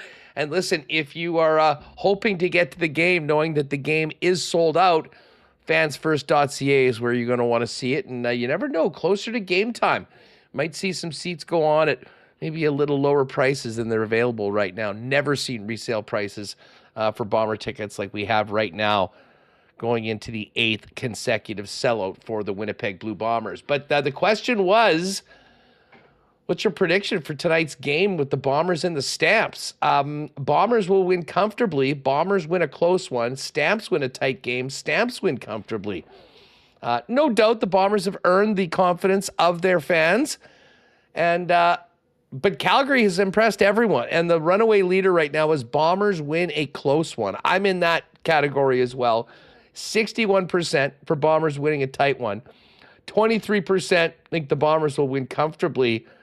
14% think the Stamps come in and steal a tight game, and only 2% believe the Stamps win comfortably, which is exactly what they did when these two teams played earlier this year, just a couple weeks ago. And of course, the Bombers are back right now at home, having to chew on that one. Of course, fan feedback brought to you by Fans First, by fans, for fans, no fees. If you're looking for seats tonight, head on over to fansfirst.ca, and I would stay on that site over the course of the next few hours as we get closer to game time. All right, let's welcome in my tag team partner on CFL 110, which of course is up Tuesdays. You'll find that on Winnipeg Sports Talk. Jeff Hamilton of the Winnipeg Free Press joins us now. Hammer, what's going on? How are you? Haas, doing well, my friend. Just looking to wrap up what's been a fun week. I was going to say exciting, but I didn't want the follow-up question of being what made it so exciting. It wasn't overly particularly exciting. I just enjoyed CFL 110, and I'm not chasing the weekend, but definitely happy that Friday's finally here. Yeah, wild start to the CFL week. That Montreal looked dead last night. I mean, down, 18 points with a minute left in the third quarter. But no game is over in the Canadian Football League until that final buzzer. And what a wild fourth quarter we had. Are you on the side that the Montreal Alouettes stepped up and won that game, or did the Argos sort of choke it away? I think they stepped up and won that game. I mean, you look at I called it a heroic effort on Twitter last night, but in the context of not sure it was worth it, considering that Davis Alexander is probably going to be out some time here against what was before the loss was a 1-4 Argos team, now a 1-5 Argos team. You know, that it was I've talked about this on a few different occasions when it comes to CFL 110, particularly when it comes around betting and live betting games, is that this is one of those examples of a personality of a game. I mean, Montreal was clearly struggling early on. Davis Alexander, who was coming, was returning from a hamstring injury, looked like he was returning from a hamstring injury. And I don't mean that necessarily in his throws, but whenever he was forced to escape the pocket and throw on the fly, you could tell he was doing so gingerly. And so for him to pull his hamstring on that game-winning touchdown, certainly, great for the Montreal Alouettes, who get back into the win column just barely. Looks like they're going to be out their number one quarterback again. That was really the start of their troubles over the last few weeks. Yeah, listen, Davis Alexander stepped up huge. But, man, I really thought that when Toronto went in and made that crazy play right on the goal line and got the fumble, that was the break they needed to hold on. And then they gave it right back. Well, if you're Ryan Dinwiddie, man, you're losing your mind, right? I mean, nothing can go right for you. You knew you weren't going to have your starting quarterback for a bit, but you didn't plan for Wynton McManus to be out for the time he was out. Now, Wynton McManus was back last night, which I think certainly helped the Argonauts defense, that is. But it's just tough sledding for them right now. There's too many moving parts. They're not able to find their chemistry. There's been too many moments in the Argos season that are memorable, and we're only a third into the year, whether it's Ryan Dinwiddie's comments about his team that somebody's getting cut, heads are going to roll, that kind of message, to clearly a Nick Arbuckle who's just been up and down in his performances, to not really having a run attack. I know that was kind of brought a bit back last night's game, but it's just there's just missing a bunch of pieces here. And they did battle a good Montreal Alouettes team and defense right on the road. Again, there's no silver linings for a team that still has just one victory in their 6 games this season. But it's something's got to give. The only real saving grace, if you will, Haas, for the Argos, and Dinwiddie didn't say it last night, but he said they need to start winning soon. That's the obvious statement, is that they're in the East Division. And while it was tough to give a victory to Montreal, it's not as dominant as it maybe has been in years past. So it's a tough start, but not an impossible start. And as I've said many times before, Ryan Dinwiddie is one of the best coaches in this league. I thought he called a terrific game through about 3.5 quarters. But to your point, Huss, that is the crazy football league. And we've seen that several occasions. That play at the end, from a player, people were talking about him creating 2 victories, right? Because it was the same player who had the return touchdowns in Toronto's, I believe, last win. So, for him to pull that move at that moment and then just to give it away, that one I'd like to be in the Toronto Argonauts dressing room after that one to see what some of the conversations were, because that was your game. You needed that one. You needed that injection of good feelings into your locker room. And unfortunately, I think 1 point loss, Huss, is probably better than a 2-score loss. In that you were right there and you blew it. Yeah, I mean, listen, they're a 1-win football team right now. So was Ottawa. They'll at least have a chance to get to 2. We'll see what happens. But there's a scenario with Winnipeg and BC, the home teams, winning, that you could have 4 West teams at 4 wins coming out of this weekend. And at that point, the crossover very much in play, although still a lot of football to be played. Let's get to this one tonight. I mean, we got the depth chart now since we did CFL 110. And it wasn't great news on the Bomber side of things. Dalton Schoen going to the 6th game, and Stanley Bryant, the pillar, the backbone of the Bomber offensive line, also out tonight. What do you make of the challenge that the Bombers have with this excellent Stampeders team without 2 of their most important players on the offensive side of the football?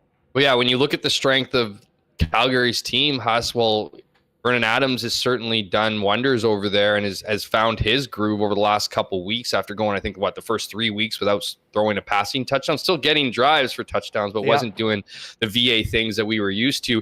It's the defense on Calgary that's stealing the show. It's the defense that's dominating games and getting them victories and putting them in positions to be successful pretty much right after kickoff, right? They haven't had a lot of struggles over the last couple of weeks here. So, yeah, that's a tough pill to swallow. Dalton Schoen, to see him on the 6th game, I think the Bombers, even when I was talking about this before, I wasn't 100% sure because I don't think the Bombers were 100% sure. But the 6th game might seem like a little bit of a message, right? Like he's out long term, but even the stuff I'm hearing is they don't really know still. So we'll see what happens here with Dalton Schoen. That's a tough loss because, as we often talked last year, how big of a security blanket Dalton Schoen had been to Zach Collaros and the offense in general. Now with the exit of Kenny Lawler, or essentially picking Dalton Schoen over Kenny Lawler, that's not a fair assessment. It was a significantly different cost there, but still somebody who was expected to take on a big role, and to have this injury this early seems like another fluke injury as far as non-contact. I know some people aren't going to love hearing that after Dalton's last couple seasons, but I don't think it's catastrophic. It's not the worst case scenario, obviously, but they're still trying to figure out if it's going to be it's definitely going to be a game or 2. Whether or not it's the whole 6 is still to be determined. Well, I mean, as far as tonight goes, though, I mean, where do they go from here? I mean, Zach had a really rough game. He had 2 pick-6s last time these 2 teams played. That was with Dalton Schoen in the lineup. And now you're without Stanley Bryant as well on the offensive line. I mean, I think it's easy to say and somewhat obvious that everyone needs to step up. But in particular, Jeff, from an offensive perspective, who do you think they'll need in the absence of Schoen to shoulder the heavy load? Or does it go more on the shoulders of Brady Oliveira and an offensive line that'll have a real challenge going up against that D-line of Calgary? Yeah, I think it's I'm going to get a little cliche here, Huss, but I think everybody needs to pick up the slack. I mean, it's not just going to be, when you look at those 2 injuries, you have the best player on the O-line and you have the best receiver of your receiving group. Now, do they have people in behind that can help? Absolutely, right? I mean, you have Vanterpool is going to take over on that side. You have Gabe Wallace taking in left guard. I liken this to maybe some of the concerns in week 1 or week 2, actually, game 1 for Winnipeg, where it was, oh my goodness, Brady Oliveira's out of the first series, and what are we doing? We're he's being replaced and in a big way, right? So I'm not saying it's going to be as seamless as that, but I do think, if we had to get specifics, I think a guy like Nick Dembski would probably have a little bit more of a target on his back. He's had a lot of targets, right, this year, and is always a favorite of Zach Collaros's. So, a guy like him, Carrick Wheatfall, will have to continue his way, and even guys like Cody Case who come in, right? It's a little confusing that Dylan Mitchell we still haven't seen, despite him being healthy.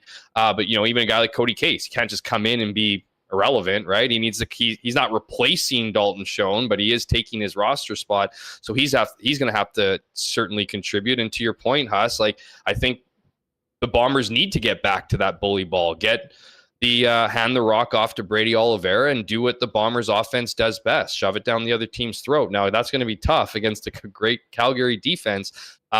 But it's, I'm not saying you need to stick with it if it's not working, but you can't immediately give up on it either. So I think the key to tonight's success on offense, given the injuries, will be a balanced attack. But I could say that with Schoen and Stanley Bryant in the lineup, that a balanced attack will be important, especially against a team like the Calgary Stampeders that a lot of people thought weren't going to be in this situation. And now everybody's crowning them as the best team in the league right now. And that's a fair statement. So I don't think it's going to be easy, but the Bombers always find a way to win, particularly at home, and seemingly always after a bye week. So those are those two things working in their favor. They would have watched that film in Calgary the last 2 weeks, would have been pissed off. Injuries are tough. Injuries are tough for every team, including the Calgary Stampeders, who are missing a key figure in Bryce Bell on the O-line and Reggie Begelton as a receiver, right? So it's not like you're seeing the Stampeders look at their serious injuries and say they can't get it done, right? So no real excuses here. No excuses coming from the locker room, but certainly an opportunity to get back in that win column and send a message back to the league to beat a good Calgary team at home. Yeah, I listen. Despite the fact that Stanley Bryant is not playing tonight, I am looking at that Bomber O-line and the Brady Oliveira to really establish themselves early. I don't think you could do anything to help Zach Collaros more than consistently gain. Maybe even getting Oliveira in the passing game too, right? Absolutely. Like that's something touches else that for Brady. Yeah, touches totally. for Brady and putting them in second and short, or better yet, getting first downs on first down and not leave it to Zach to have to, make up second and long, without Dalton Schoen. I'm with you. I think Dembski has a big, big role tonight. And we'll see about Cody Case, but you mentioned Dylan Mitchell. Like, what is the takeaway on Dylan Mitchell's spot with the Winnipeg Blue Bombers that even now was shown out, he still can't crack the roster? I don't have all the details, Huss. Like, and I don't think it's I don't think anyone should dislike Dylan Mitchell. Like, I don't think he's a bad dude. From all accounts, he's handled this situation very well from a perspective of, I'm sure he's got a bit of embarrassment here, right? He's a guy who was signed for fairly big money in this league, particularly with an off-season signing bonus north of $60,000. Like, he didn't come into Winnipeg to sit in, on the 1-game injured list and collect a paycheck and not play and perform, right? He certainly would have envisioned himself being in the lineup after an injury to a guy like Dalton Schoen, and to not be able to crack that lineup, that says to me a couple different things. I think at the top of the list is Mike O'Shea's loyalty. I think Mike O'Shea looks at a guy like Cody Case and sees how much work he's been putting in on the practice roster, probably likes the guy personally to a certain degree, and so wants to give him an opportunity. And the other thing, I think, when you take a look at Mike Hogan's comments, he talked to Josh Fry-Sam at my colleague at the Free Press earlier this week, and to hear, to read some of Mike Hogan's comments about, just about where he's fitting in and being new to the system. The one thing, and Mike O'Shea has also said this in the past, I think it's a matter of, he doesn't know all the roles. Like it's not an easy, I'm not going to go out there and necessarily say it's tougher being a receiver in Winnipeg than any other city in the CFL. But I will say this: if you're a receiver in Winnipeg, you need to know all the roles. Like, it's a sophisticated, in some ways complex ask for a player to know where everybody needs to be. That's why you've seen in years past this team to be so in sync when they are. And so I think it's just a matter of him still figuring things out, getting comfortable in his, in his position and other positions. And we just haven't seen that yet. But it's hard not to look at this situation and be like, what gives here, right? Like, why, if you don't like this person, we're heading to the 1/3 mark of the season. Like, what is the plan for Dylan Mitchell? Are we going to see him? And how can this situation, relatively unknown in this league, and Cody Case supplant a guy who had a great season with the Elks by all accounts, and someone who the Bombers were high on, and I'll remind people, flew into Winnipeg for a press conference, and now here he is sitting essentially a healthy scratch through the first third of the season. Doesn't make much sense, Huss, but I don't think it's because he's kicking ass in practice, that's for sure. Yeah, no, I think that if he was doing that, he'd be in the lineup right now, and it is a little bit of an enigma on this year's season, especially considered what they rolled out to get him here.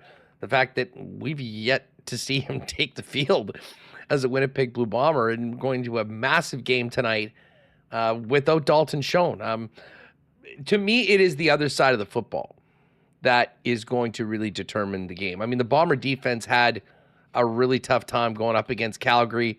Now, listen, the score maybe wasn't quite fair to the defense because there were 2 pick sixes, but Calgary did have their way with the Bombers in every aspect of the football game. And for me, for the Bombers to win this game, I mean, they're going to have to do things on offense. You got to score points, but I don't think that we can expect them to go in and put up 30 or 35. Would love to be wrong. To me, if they're going to win this game, I think they need to be very, very stingy on defense. And this is a great test for a defense that really sort of got had a bit of a reality check, shall we say, 2 weeks ago. And now they're right back at it against this same team, albeit in the friendly confines of Princess Auto Stadium with 30,000 plus behind them. Sorry, Haas. I guess I was focusing too much on the Toronto game last night. I have the director in my ear talking about how I've been saying Mike Hogan, the play-by-play guy of the Toronto Argonauts, and not Jason Hogan, the obvious OC. So, see, you guys are watching the sausage, be made right now as Remo's in my ear, reminding me of the Bombers OC. So appreciate that. Haas, sorry, can you re-ask that question real quick for me? Well, I mean, just talking about the challenge of the defense right now to step up and have a much better. And I mean, I really do think that, the offense is going to need to be better. I don't think we can count on, 30, 35 from the offense. To me, this is the challenge of the Bomber defense could truly be the make or break factor in whether they get the win in this football game. Yeah, for me, the defense needs to generate pressure on the quarterback, do a better job of doing that. We haven't seen that, I think, in the last couple games, particularly. We saw that maybe a lot more earlier on. I don't know what the challenge has been. And when I say pressure on the quarterback, I'm not necessarily referring specifically to quarterback sacks. I'm just talking about getting in his kitchen and forcing him to make bad decisions. We just haven't really seen that as much. I'm with you. I do think the defense is still the bread and butter of this team, right? It was only last year we were talking about Jordan Younger being a mad scientist. And we've seen that this year, right? I mean, they're coming off their first loss here. So it's not like this team has been necessarily hurting this season. So, I anticipate, the defense probably being the key contributors here, but I also, in the same breath, know how personal that, people like Zach Collaros take losses, right? He doesn't want to, he hates losing, right? All great players, right? You often hear that Zach is just a winner, right? No matter who you ask across the league, when they describe him, it's a winner. Well, the main aspect of being a winner is hate losing. So I could see Zach looking at this opportunity to get back into that groove, and I wouldn't be surprised if he came out hot. That being said, that's not doing service again to a very, very good Calgary defense. But regardless, Haas, I mean, who becomes the hero for the winner? You need to be playing strong three-phase football, and that's clearly been the case against Calgary this season, outside a couple different exceptions.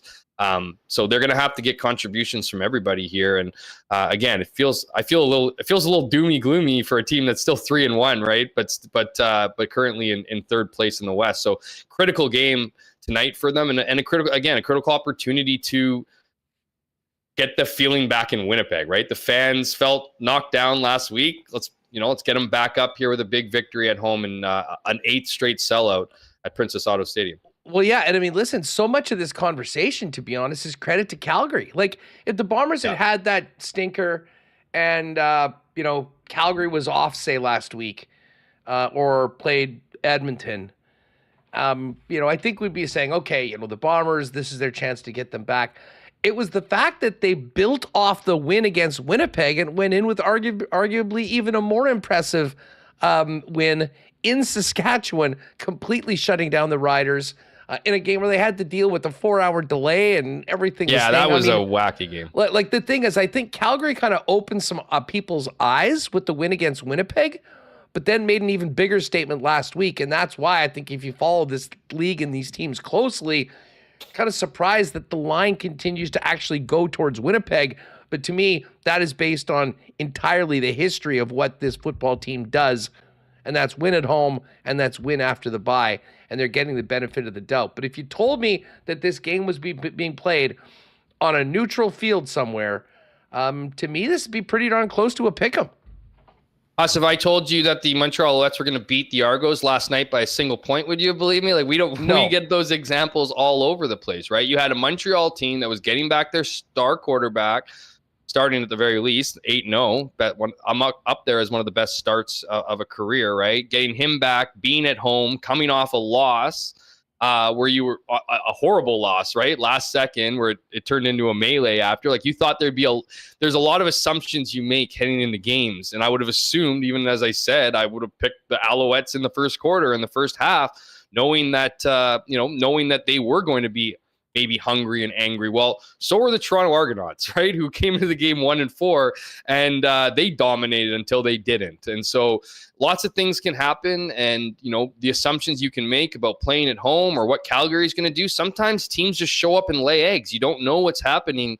The travel aspect. I mean, when as you mentioned, the victory against Saskatchewan wasn't your traditional show up and beat the bricks off a team. This was a club that was obviously super pissed off, sleeping in dorm rooms the night before after a 4-hour delay, and decided that they were going to make their business trip worth it, right? The week before that, you had Calgary coming off the bye week.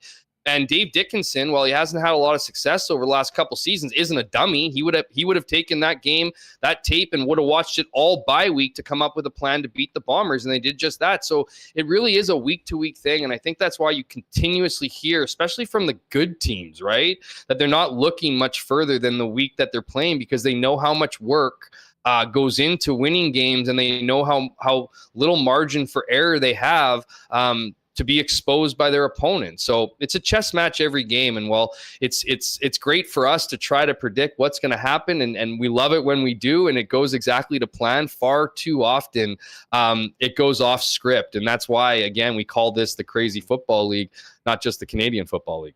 Hey, one other note that we haven't talked a lot about that I think is something that might make Bomber fans feel a little more confident going in.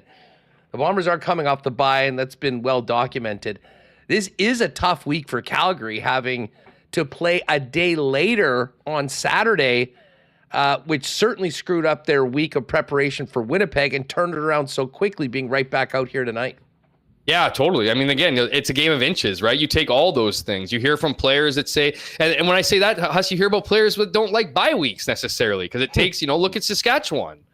Calgary looked a lot sharper than they did when they came back, and they were coming off the bye. So, those are kind of those things where, you don't know. You bring in all these factors, these things that you think are going to have an effect on the game, and then you just throw them into a bowl and you see how things play out, right? And that's the other thing about the CFL. Like even last night's game, I mean, yeah, Toronto should have won that game. They were up by 18 points and then lost it, right? Like that's the beauty of the CFL. That's the beauty of the clock. That's the beauty of all these different things, is a team's never really out of it. And I think we're seeing more this year, Huss. I think we have enough of a sample size here. The parity in this league looks great. It looked like for a while there it might be 1, 2, maybe 3 teams, but everyone seems to be in the mix. And again, teams haven't got to where they want to get yet. Like some teams have been playing better than others. Some teams have found that chemistry quicker than others, but we're still at that point in time where teams are turning into the team they want to be. So the best football for a majority of these teams is going to be ahead of them, not behind them. So that's just setting up for an awesome, last 2/3 of the season here. Let's hold off before we start talking about the final stretch, because that's when fall comes. I'm still very much in summer mode, so let's stay here right now. But lots of things could change. Teams are going to go on winning streaks. Teams are going to go on slides. Injuries are going to happen. And when you have a 9-team league, that lot of shifting and changing in the standings can come. And we've already seen that now through 6 weeks. Hammer, enjoy the game tonight and have a great weekend. Lots going on in the city this weekend, starting off with, for my money, the main event, Bombers Stamps at Princess Auto Stadium. Hopefully we'll see you there. Have a great one, and looking forward to another big episode of CFL 110 next week. Yeah, man, can't wait to break it all down. Looking forward to tonight's game. And if you're picking up a newspaper tomorrow, I sat down with Milt Stiegel today and talked about his return to Winnipeg and what the city means to him. I know there's been some stories floating out on him already, but I got the chance to meet with him face-to-face and got a good visit in, and I'm just probably halfway done that story. So that's going to come out later today. But how is he doing? Yeah, you know what? Milt's the man, like he's doing, like, I don't want to say he's doing well. I mean, for all things considered here, Huss, I mean, he's putting up, he's like, I don't even know if I want to say well, but I don't want to say not well, right? So like he's doing, I think yesterday was a big moment for him, an opportunity to get back with, people he cares about, his friends, doing the things he loves, right? And the thing he said to me and others for sure is that's exactly what Chase would have wanted from him, is to get back, have fun, enjoy his life, right? I mean, so I think this is certainly a process for him. Anyone who's ever lost someone close to them, he's part of a rare club, obviously, now, losing a child. And so I think for him, this is an opportunity for him to get through his process, right, through the grieving, and lean on a city and a place where he's just so adored. And that respect and that admiration is a two-way street, right, that goes right back to the fans here. He is, he's always been touched. He's always been a guy who's appreciated what Winnipeg is and what it's about. And I just get the sense that this trip here on Friday is a particularly notable one for, again, obvious reasons here. So anyone who's going to the game tonight, they're going to announce him back on the panel. Make sure he hears you from whatever seat you're in. Oh, I don't think that will be not be a tough ask to Bomber fans that are showing up for the game tonight. Hammer, have a great weekend. We'll talk to you soon. Always a pleasure. Take care. There's Jeff Hamilton, and yes, Jeff, sit down with Mill in tomorrow's edition of the Winnipeg Free Press. All right, we're gonna get to Marbles registration. Keep an eye out. Remis will open that up in a couple minutes. We're gonna bring in Hacksaw. Forget the latest NFL notebook as we get closer to training camps. Gold Eyes on the road this weekend, but coming back, they just announced that they've got the plans for their big Ukrainian night coming up on the 30th, which should be a very fun night at the ballpark. They're all great nights at the ballpark. Check the schedule. Gold Eyes back next week. Tickets available 982 base and goldeyes.com. We'll look forward to seeing you down at Blue Cross Park for some Gold Eyes action. And, of course, the Assiniboia Downs is back on Tuesday and Wednesday with live racing. Make a plan to get out there, maybe step it up and get a table in that clubhouse dining room and enjoy that world-famous class prime rib buffet. There is night market, though, this weekend over at Assiniboia Downs. And they've always got neat stuff happening on the weekend there when live racing isn't underway. You can find out everything going on at Assiniboia Downs over at asdowns.com. We'll save our Breezy Bend golf report for these final few guys to finish up at the Open Championship. We'll do that after Hacksaw. But right now, let's welcome in our good friend, Lee Hacksaw Hamilton, who is back with the NFL Notebook. Saw, what is up? We got a big football game here in the Peg tonight. Calgary Stampeders, Winnipeg Blue Bombers. You might even be able to see it on the CBS Sport Network tonight. How are you? Hustler, good to see you back from your holiday. Hey, listen, the correct term that your friend Hammer from the Winnipeg Free Press is looking for to talk about the ups and downs in the Canadian Football League, the correct term, I will loan it to you. Come to the border crossing. I'll just hand you the slip of paper. The way you play, the day you play. That solves it all. But, CFL is kind of upside down, some hot, some cold, and it's a long 18-game season. No, we got football. We got football this side of the border crossing. NFL camps are starting to open. Virtually all the draft picks have now been signed. We're just a week and a half out from the start of the preseason schedule. Detroit Lions, Chargers, first ones into their camps because they play in the Pro Football Hall of Fame game on a Thursday night in Canton, Ohio, a week from Thursday. So, hey, we're ready. NFL football, and there's a ton of stuff out there. I'm going to just kind of jump around the checkerboard. Where do you want to start? Hey, just quickly. I mean, the first rounders for the most part are signed. I know Cincinnati, of course it's Cincinnati that's having an issue with their player. But did I see that correctly? There's only like 2 or 3 of the second rounders signed, and one guy got fully guaranteed money, which is really complicating things for the rest of the teams that do not want to set that precedent. Well, today is Friday. On Wednesday, 30 of the 32 number 2 draft picks were unsigned. A couple filtered in last night. Wave of them signed today. I would say there's probably, out of the 30 unsigned second-round picks, probably 15 of them have signed in the last 24 hours. The minute the guys at the top of the second round agreed to whatever they agreed to, and most of them got only partial guarantees, then all the other dominoes started to fall. So I would think by Sunday, virtually everybody in the second round is going to be signed and in camp. Obviously, the Cincinnati storyline is just complicated with how they operate their business, how they treat their players. And their mess is not just with their number one pick, the defensive end out of Texas A&M. Their mess is also with their Pro Bowl defensive end, Trey Hendrickson, who's still unsigned and said, I'm not coming to camp. He's got a year left on his contract. So Cincinnati does business their own way, and that's why outside of the greatness of Joe Burrow, the Bengals have had no success as a franchise. I swear to you, the legendary Hall of Famer Paul Brown come up out of his grave and would fire Mike Brown as the president of the Bengals because of the way Mike Brown runs this franchise in modern-day NFL football. It's really bad. Lee, what's going on with the NFLPA right now? But change at the top. Yeah, this is really ugly. And as we go hour by hour, the story gets deeper and deeper, a lot of different layers. His name was Lloyd Howell.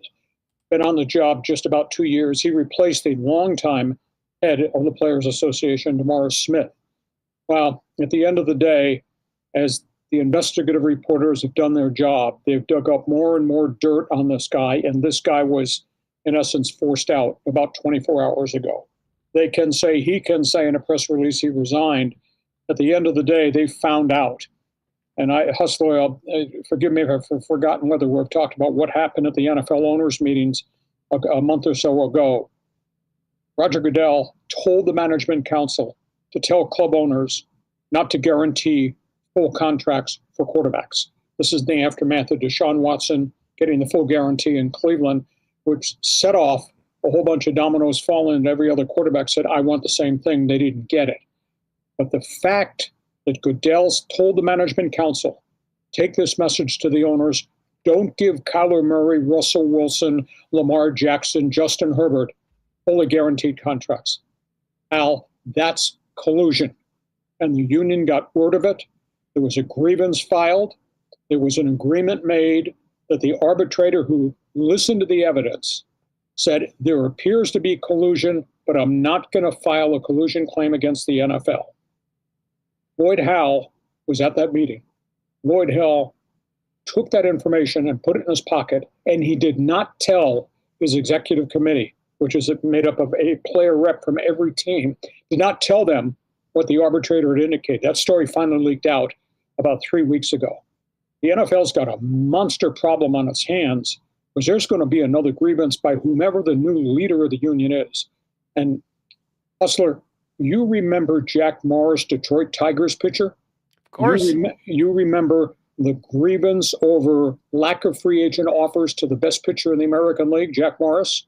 That thing, it took a year to go through the courts, and when they got done, the arbitrators ruled collusion in baseball and awarded all those free agents of that specific year over $220 million.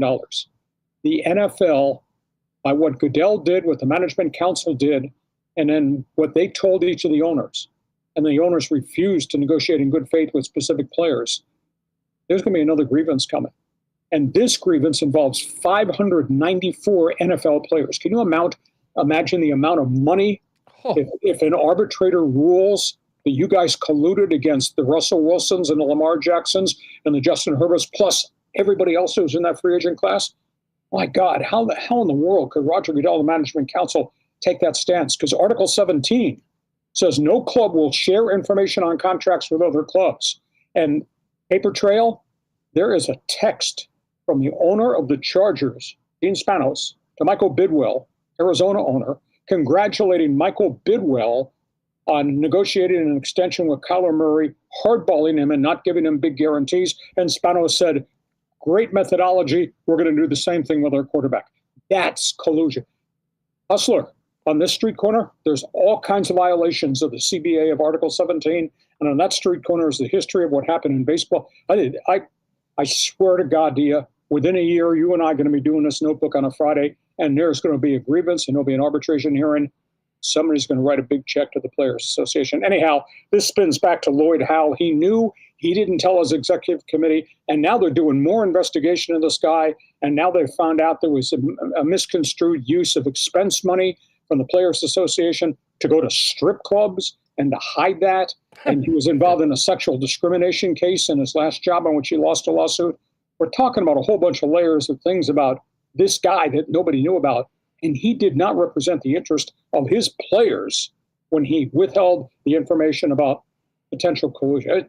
It's really messy. Lee, there's lots of important business that takes place at strip clubs, and from what I hear, especially in the South, the strip clubs have some of the best food. So, well, maybe just a yellow card on that one. All joking aside, there was no jokes about Rashee Rice, Chiefs receiver, knucklehead who had that very dangerous driving incident. It is finally, and this was a little earlier than I think many of us thought it would be rectified, or at least his court case. He's been sentenced to 30 days in jail, 5 years probation. He can serve the 30 days over the course of the 5 years. Of course, the big question is what is next when it comes to discipline from the National Football League. He was able to play last year and then got hurt, so he has not served any suspension despite missing most of last year. How's this going to affect his availability for the AFC champs going into the season? I have a problem with the whole NFL discipline situation. For the fans north of the border that don't know, he was drag racing on a Dallas freeway with a former teammate. Got out of control. He and the teammate wrecked their Lamborghinis and hit 3 other cars and injured people. Those players got out of their car, surveys the wreckage, and ran away from the scene of the crime. That's leaving the scene of an accident. Number of people were seriously hurt by the cars that were ricocheting during the course of these collisions. Why he was allowed to continue to play for Kansas City last year while this case was being resolved is beyond me. But now that he is plea bargained, and he had 8 felonies. We're not talking about a speeding ticket or a parking ticket. 8 felonies. It was downgraded to 3, and they gave him 30 days and 5 years probation and a fine. Anyway, he deserves probably 4 games because what he did was wrong. What he did leaving the scene of the accident is even worse than that. So that's an issue. And while the NFL is getting ready to hand out that, they ought to do something with Jordan Addison because he's got a DUI that he just plea bargained out of, and he's going to be put on probation. And this comes a year after he was arrested for doing 140 miles an hour at the Minnesota Vikings training camp as a rookie. So I beg the question, why does the NFL, once these guys are arrested, allow them to stay on the field, play, make all their money? The NFL is of the opinion, well, we'll wait till the law solves it, and then they're going to discipline them. So I think Rashee Rice, he deserves 4, and Addison being a real knucklehead because he got himself involved the second time. Maybe he's going to get a game or 2. But to me, and the league has really tried hard against guys who do things really, really bad things, domestic abuse, etc. The league's got to come down quicker and harder on these guys that are way over the line. And Rice is a great player, but what Rice did, 8 felony driving counts. You think you'd be doing this podcast if you had 8 felony driving counts in the 204 area code? No, I don't think so. Yeah, I mean, listen, just from a Chiefs perspective, I think if they can get, if it's only 4 games, I think they'll consider themselves lucky because, I mean, to be honest, when that story broke and you saw just how negligent he was and how dumb, and I mean, they also do want this to be a message to others that nobody learns. Well, unfortunately, you're right. That is truth. I mean, we've seen enough of these things happen in the past, and of course, they do get repeated. But 4, 6, 8 games. I mean, he's going to be missing some significant time, and that's a big loss for the Kansas City Chiefs. Hacksaw, what? I mean, baseball's back tonight, which is great after the All-Star festivities, which was a lot of fun. Training camp's coming up. What's at the top of your list for the sports weekend coming up? And of course, over at LeeHacksawHamilton.com.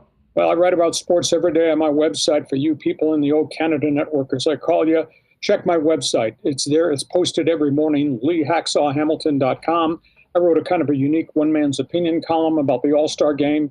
I gave Fox Sports a 4-star rating. I thought that broadcast was phenomenal. It was electric. Granted, it was an exhibition game. But to have Clayton Kershaw talking to John Smoltz while he's on the mound, saying, I'm going to throw this guy a sweeper, that was so cool. And to see them, Mike the catcher and Cal Raleigh talking to the umpire as the pitch is coming, or Cal Raleigh talking to his pitcher, or Cal Raleigh looking at the ump and saying, that's a strike, I'm putting my hand on the head, use ABS. I thought that the All-Star broadcast was cool. Have the 2 managers do a simultaneous interview with each other in the dugout during a game. That was the best TV I've seen at a sporting event. And so hats off to Fox because they really they did a deep dive a lot of resources, a lot of people to execute what they did. So I thought it was great. But if you like sports, I write about it every day. And of course, when you're done with Hustler and you've been lectured enough in Winnipeg, come this side of the border, check my podcast on YouTube, Lee Hacksaw Hamilton. I'll lecture you because we put a lot of topics on the table. And by the way, this side of the border, we talk hockey. Now, I'm going to ask you one quick question before you run out the door, because I know you got to make the run to get 1919 beer and get pizza from Boston Pizza and all that. What's your reaction in Canada, the Don Cherry, Ron McLean, and the Toronto Star situation, that whole story about the racial slur, the Cherry suspension, resignation, loss of job, then what McLean said well after the fact. You've been following that? Because I talked about it on my podcast down here. Yeah, Lee, listen, that has been well litigated here amongst the public really for years. Don Cherry was, a television icon, an all-time superstar. Always stepping over the line. Well, for sure. And, listen, at the end, I do think he was a little past his due date. But, man, he still has a lot of passionate fans. And the way that went down, and listen, it's part of the hypercharged world that we live in right now, where everyone is taken, on planting a flag on one side or the other. So, as far as right now, I don't think a lot of people, Don is, pushing 90 years old right now. And certainly has his place. There's been a lot of talk about him getting into the Hall of Fame that hasn't happened, that, often these things happen posthumously. And, with time, like anything, it kind of heals some wounds, but there's still a lot of people that have really strong opinions on both sides of that one. Yeah, and I've watched him extensively, and he was the Canadian version of Howard Cosell, but he was over the line a lot. And I saw that situation where he was making reference to Remembrance Day and the poppies, and I saw it. I said, oh, that's Don being Don, checking over the line. And he kind of read behind the lines. It sounded like there were some racial overtones in it. But, he said some other stuff years prior. He did not like Russian players. I don't know if you've ever heard this story. I don't know if I should say it. But he did a soliloquy on one night, Hockey Night in Canada. And I happened to watch it live. And I said, oh, my God, he's gone where he should never go. But nothing ever happened. Hockey Night in Canada did not discipline. I think there was a massive uproar. I think the phrase was, he did not like Russians in the NHL because he was all Canada. He resents the fact that this side of the border won the Stanley Cup for a bunch of years. He didn't like that either. I understand all that. But he made a comment one night on Hockey Night in Canada, something to the reference of Russian players, and I wish we had killed their parents at the end of World War II on the Russian front. And I went, wow. Yeah, there's a lot of pomp and circumstance with Don. And, listen, he was entertaining a lot. And here's the other thing. Listen, he's an elderly man. He's grew up and was a star for so long in very different times. And the world changes, and sometimes people don't change as quickly. And I think that led to a lot of the issues. But, listen, you mentioned the name Don Cherry north of the border, and people have takes. There's no doubt about that. Yeah, everybody's got an opinion. Have an awesome weekend. Thanks for doing this as always. Have a great sports weekend. And it is Beer Friday. You are allowed to celebrate once you get off the air. Hey, straight to the tailgate, Lee. We got a big game tonight. Check that one out. Bomber Stamps tonight, 7:30 our time, 5:30 about you. Great stuff. Hey, we do have a little bit of breaking news right now coming out from Jetland. And it is, listen, it's not Dylan Sandberg. It is not Gabriel Valardi. But Remis hearing that Parker Ford's got a new 2-year deal after a real strong season last year. Shout out to the Jets. I don't know if they thought we were going to be done, and they put this out just after 3 o'clock, but we're still here breaking the news live. And Parker Ford and the Jets agreed to terms 2-year, 2-way contract with an AAV in the NHL of $812,500. He made his NHL debut last year and scored in his first game in Boston. What a great moment that was last year in front of family and friends. An undrafted free agent signed with Winnipeg. He's played 121 AHL regular season games, 66 points. And this is a guy where if they have injuries, certainly could be a call up, and made an impact in the organization, and earned a call up to the NHL as well. So he'll be here for another 2 years. Nice news here from the Jets. Yeah, well, and listen, I mean, I think Parker Ford's a guy that, with the changing nature of the Jet roster, and, a bunch of, players signed, on 1-year deals, he'll be in the mix to go into training camp and, potentially earn a spot or at least improve his spot on the depth chart so that maybe that 1 game or 2 games turns into 10 or 20 or, or more so, depending on, what he can do with it. So, one more check on the to-do list for Kevin Cheveldayoff. Still the 2 big ones, Dylan Sandberg and Gabriel Valardi, are FAs with arbitration. So we'll pay attention to that. All right, last call for marbles, everybody. I think everyone's pretty much in. So, Remo, if you want to wrap that up, we'll get ready to do it. Let me get to our report for the Open Championship for Breezy Bend. Of course, all of our golf reports brought to you by Breezy. And they will be hosting the Manitoba Open this year. Go to manitobaopen.com for more information on sponsorship, the Pro-Am, volunteering, as well as tickets for the event.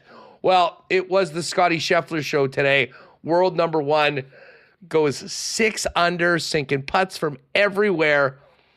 And the favorite going into the tourney is at the top of the leaderboard, -10. He has a 1-shot lead over Matthew Fitzpatrick and a 2-shot lead over Brian Harman and Hao Tong Lee. Then there's a bit of a gap from the 8s all the way down to 5. 5s on the board, -5. Tyrrell Hatton, Robert McIntyre, Harris English, and Chris Gotterup. Then the 4s include Tony Finau, Rory McIlroy, Keegan Bradley, a couple of 3s in there, Lee Westwood and Sam Burns. And the 2s, big round today by Ludwig Oberg to turn his tournament around. Xander Schauffele's in at 2 under as well. As far as Canadians go, it looks like Corey Connors is going to make the cut. He got in at a late birdie, so he got to 1 over par. I'm just looking to see if the cut is official right now. Everyone at +2 was hoping for one more player in the +1s to make a bogey, which would have included the 2s. But as I look right now, it looks like just about everyone is in of the 1s. So, if you got a DraftKings lineup or you were hoping that a +2 was going to get in, it doesn't look like it. But Scotty and Fitz, your final group for tomorrow at the Open Championship. All right, while Remo gets that ready, let's head over to Coolbet and hit the Coolbet lines. Baseball's back today, which is awesome, and of course we've got this big football game tonight. We'll start off with the CFL. The Bombers are now 4-point favorites. It was 3.5 through most of the week. 4-point favorites tonight, and the money line's actually gone from, I think it was -192 yesterday to -217. Calgary +175 to win, and 4-point underdogs, and the total in this game is 51. Tomorrow's game, Riders in BC. Talked about the line movement yesterday. It opened as Sask -2.5. It's now BC -2.5. 5-point swing in that game.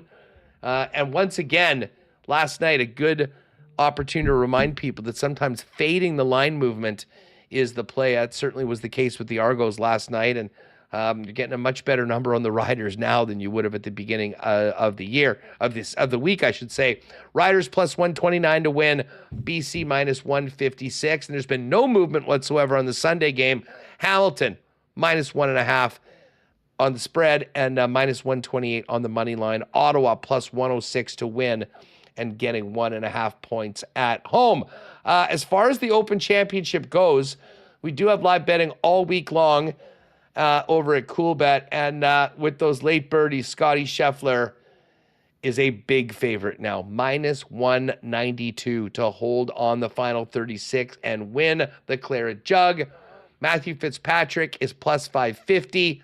Brian Harman is 16-1, and everybody else on the board is 25-1 or longer. Rory McIlroy and Tyrrell Hatton at 28. You've got Bobby Mack at 33-1.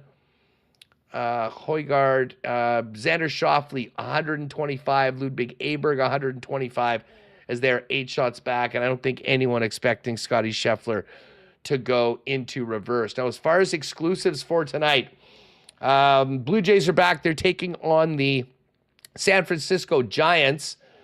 So we got the super boost for tonight. It's over 3.5 strikeouts for Chris Bassett and Bo Bichette to get a hit. That's at -102. And we've got the Win City super boost. Gold Eyes to beat Lincoln. Bombers to beat Calgary. That's boosted from +192 to +305. There's also the old Fins and Feathers. Bombers to win, Jays to win. That's boosted to +162. And I do believe if we go into the exclusives, we do have the WST parlay. This is going to be tough to figure out how to do it. I mean, I do think Dembski's going to have a big game, but I didn't know whether we were going to go for receptions or a touchdown. So we made it simple. Bombers to win. I do like the under 50.5 in this game. And Brady Oliveira, 70+ yards on the ground. That one's boosted up to +325. That is in the exclusives tab on the left side. UFC 318. Don't forget the bet and get promo at CoolBet. Bet 25 on the UFC, and win or lose, get a free $25 bet on Monday. Also NBA Summer League, WNBA this year, a few other things, lots of soccer. Oh. But right now our focus is on the Bombers and the Stamps. Okay. What's up, Reem? We got some major Jets teasing happening right now on their Twitter account. Hustler, I don't know if they're trolling everyone or we have some real news.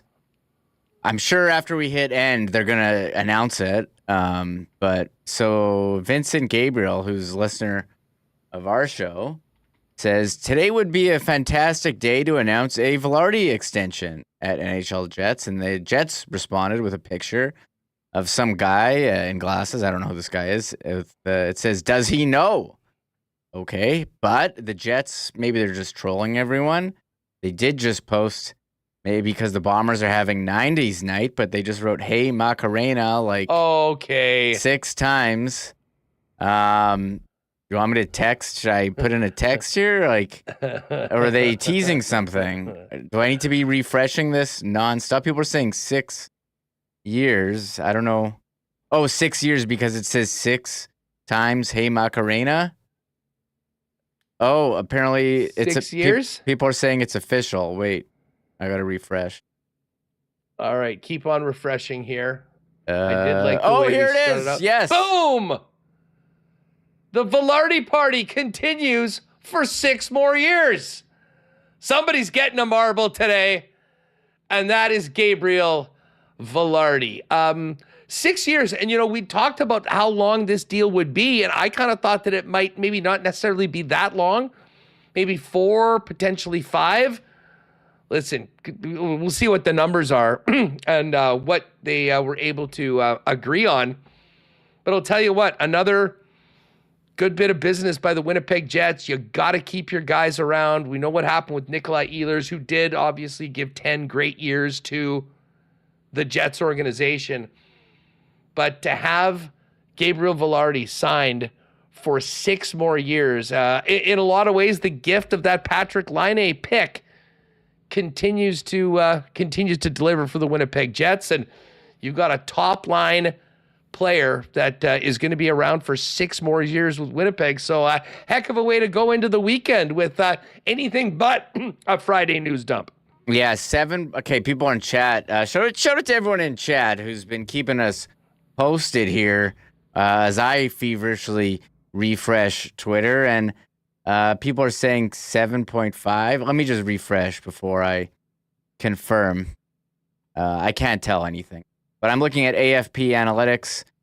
They put out projections. They had Valardi at 4 years, $6.8 million. And I see others in chat saying 7.5. So to get the 2 extra years, you would have to go. So that's pretty reasonable deal for the Jets to have their top, winger in the lineup for 6 more seasons, and definitely lessens the sting of Nikolai Ehlers leaving, and certainly Very exciting for the Jets to put this out right now. Yeah, no arbitration for Gabriel Valardi. And it is interesting that this one came before the Dylan Samberg one. Because I think, certainly from talking to people pretty connected with the club, it seemed like the Samberg one was maybe going to be a little easier to get done than the other. But hey, congratulations to Gabe. Congratulations to his better half, Megan, former guest on WST. Maybe we'll have to check the TikTok later on today. I'm sure there'll be something on there on that. But there you have it, folks. A little breaking news as we get ready for marbles. Gabriel Valardi, 6-year extension. We believe the AAV $7.5 million. They can figure out how the dollars work.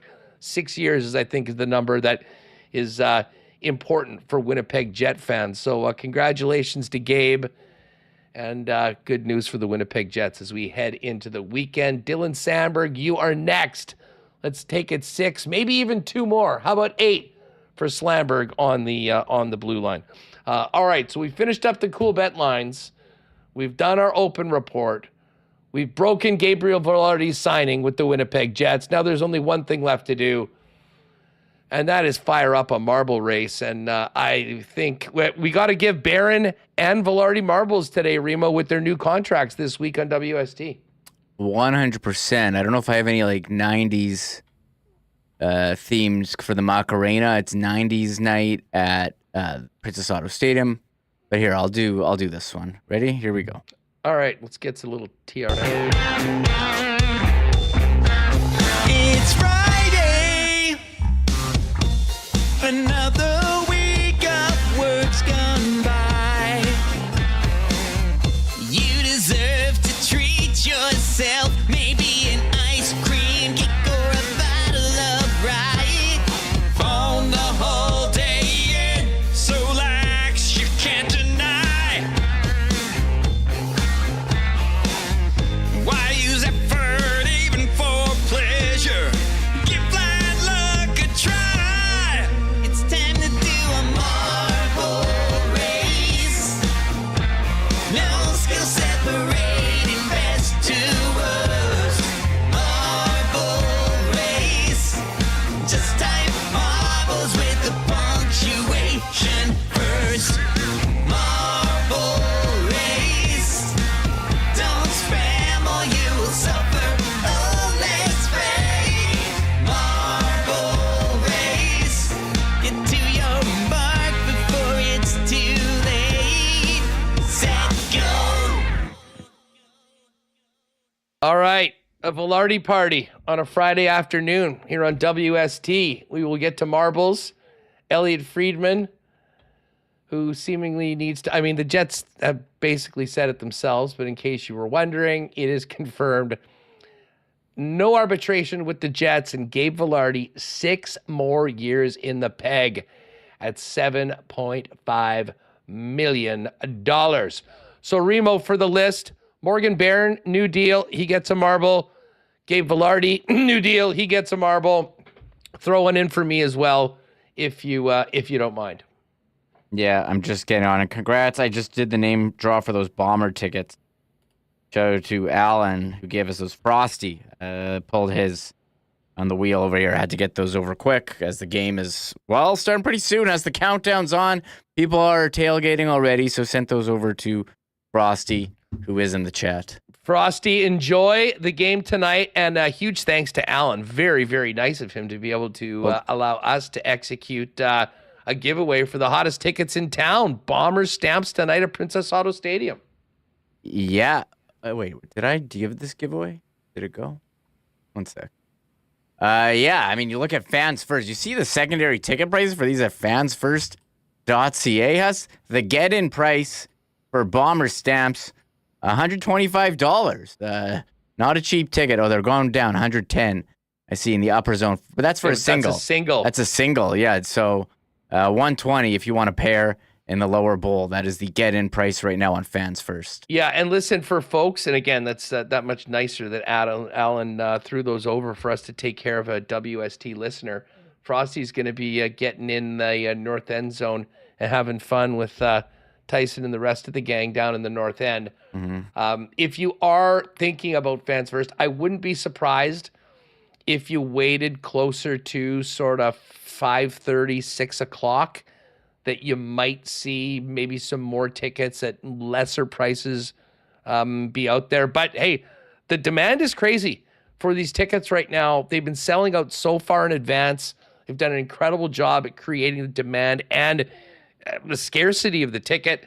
And there's not a lot of people that are sitting on tickets that aren't planning on going. So bandsfirst.ca, you can pay attention there. Frosty, congratulations, and thank you again to Alan for making that happen. All right, Remo, let's fire this up. Where are we going today? Yeah, I tested a really good one. Let me just save these marbles. And we do have some celebrity marble entrants. I see Brad Marchand currently in the chat. And Marchand, Brad Marchand's a big WST guy now. And PLD hops in from time to time, just wants to check in and say what's up. Shania T also in chat That today. was the other one, Shania T in chat. So the celebs all come out for the marble race. I'm putting in Gabe Valardi and Morgan Barron. Oh, by the way,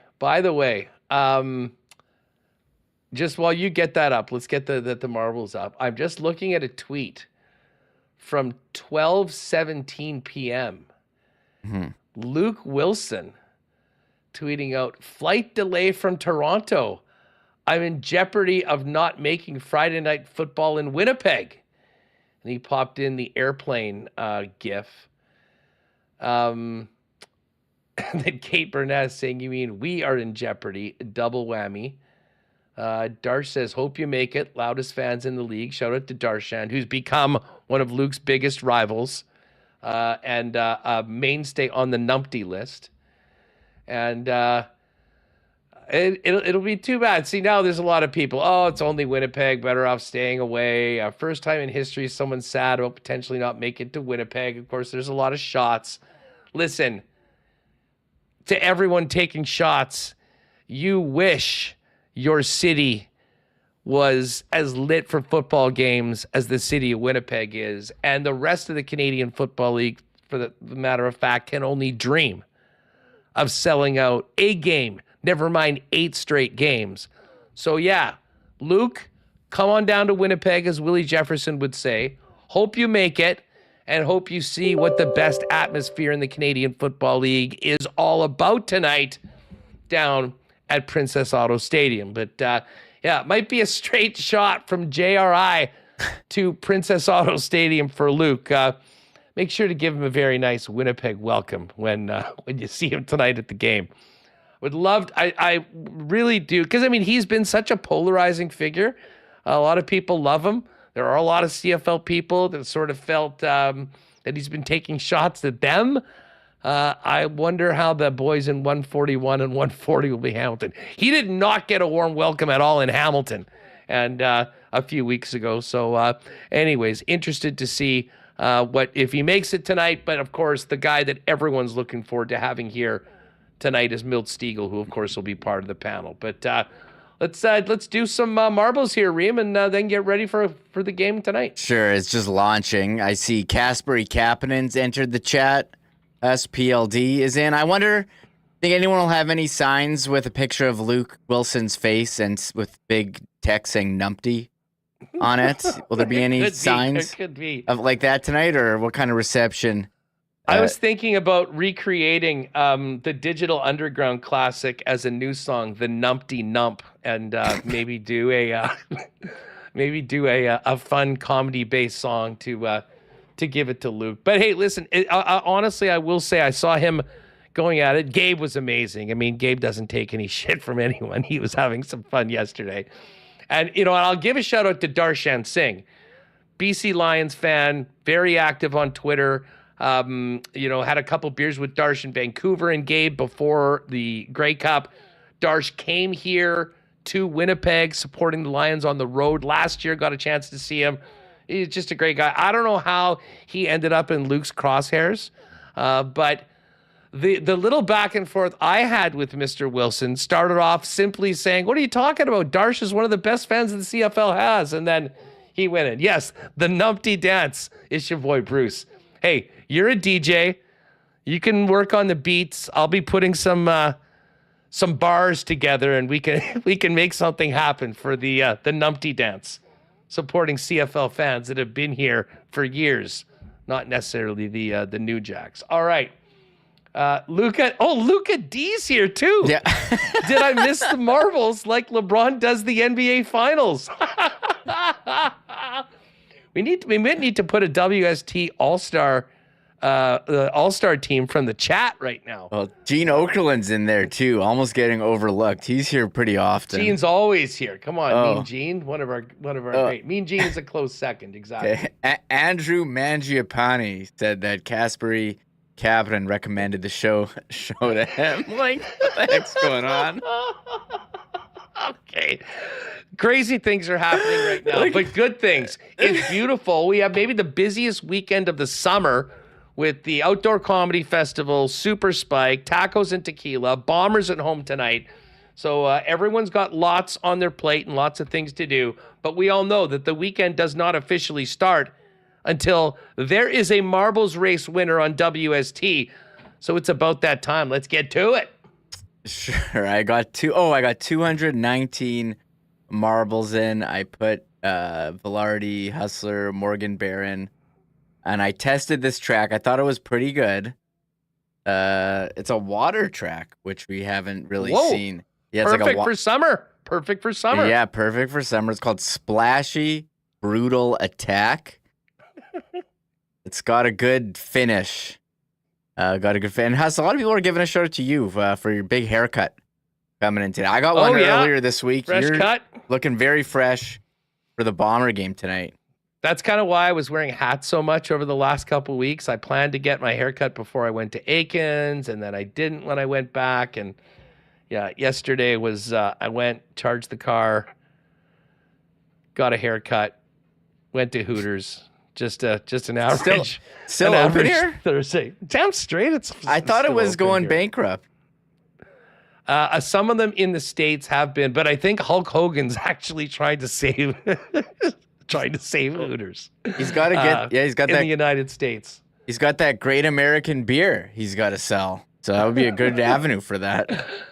All right. Okay, here we are. First ever water-based track. Splashy Brutal Attack. How many marbles in total? 219. Good luck to everyone. Shout out to Shipham and Associates, our good friend Scott and the gang. We've got a WST hoodie for our winner. Let's do it. I'm looking forward to seeing us get wet and wild with the July marble race on WST and a Valardi party heading into the weekend. Let's do this. We're off. All right, here we are into the Shark to begin the festivities. Basically a little variation of the funnel. Now going in and through the Shark into the water. Okay, we're submerged now. So are we actually underwater? We just went through the water right now. Oh, Gabe Valardi signed his new deal. He already got thrown over the top rope. Tough one for Gabe. Too bad. Well, we move on. I'm sure he's happier that he's got $45 million coming to him than a WST hoodie. All right, we're going to get straightened out after these two sides. Who do we got in first? Phyllis right there in the front looking pretty good. Just had a couple more go over the top rope. Let's see what we've got here as the marble race keeps going. Vince got out. Oh, Dr. Terry. Dr. Terry is right in the mix. TJ, great supporter of WST, I don't think has won before, but he is right there right now. Harley Siemens. Oh, Mrs. Jones just got popped. Harley Siemens, Chuds, Power Sports, former winner. And Dr. Terry's in first. Wouldn't that be something? I don't know if we've ever had one of our great sponsors also be a marble race winner. Very cool track here right now as we continue the splashy, brutal attack. Oh, the Derminator or someone else at Power Sports just got popped out. Shane Payne just got eliminated. Dr. Terry's back in first, and this is very tight. Matt Hyman is there. Ken 07 as well. Matt Hyman now turning around and into first place. Dr. Terry coming back from St. Vital Dental Center in second place. Here we go. Matt Hyman in first. I'm not sure if Hyman has ever won before, but he is in first place right now, dropping through. There's the Derminator. Gremlin, Dr. Terry. Who is it going to be? This is going to be a hell of a finish right now. Matt Hyman still in first. Dr. Terry from St. Vital Dental Center trying to make it through. The Gremlin is there. Matt Hyman having an issue. Trevor Frost has come in, but Matt Hyman settles it, gets back in. Will he get, I believe, his first ever win? The answer is yes. People were wondering where Matt was earlier this week in chat. He's here every day. He wasn't here. He returns on Friday to win the marble race on the day that Gabriel Valardi signs his 6-year extension with the Winnipeg Jets. Hell of a race, everybody. Great choice on that one, Reem. That is a great summer track for us to use. Our top 10, Matt Hyman, Gremlin in second, Trevor Frost third, Todd 18 fourth, Velveeta 5, Kent Reimer 6, MVP 7, Todd Furutani. What's up, Todd? Finishes 8th. Frankie Fingers, number 9, and David Steinhilber finishing up our top 10. Very, very interesting track. Did Dr. Terry get blown over the top rope right at the end or something like that? Did he not make it through? That's a good question. I don't know, but look how close it was. I thought Matt Hyman was going to blow it, and he even wrote in chat, I feel big disappointment coming my way as he tried to navigate through the last obstacle. He went backwards, but just made it less than 0.5 seconds ahead of Gremlin. So Matt Hyman makes his return to the chat and comes up with a big marble race win. Attaboy, Matt. Nicely done. All right, 11th. We got the top 10. Oh, VR Montenegro. Shout out to the ESTers. VR in there. We got Comet, Kibbins. There's Pat Rathwell. By the way, with Pat in there, we'll do something next week on the show, but we're getting down to just about 10 packages left for the Labor Day trip with all of us. I'm going to be going bombing as well. We'll be, if you want to get on the Huss bus, do not wait.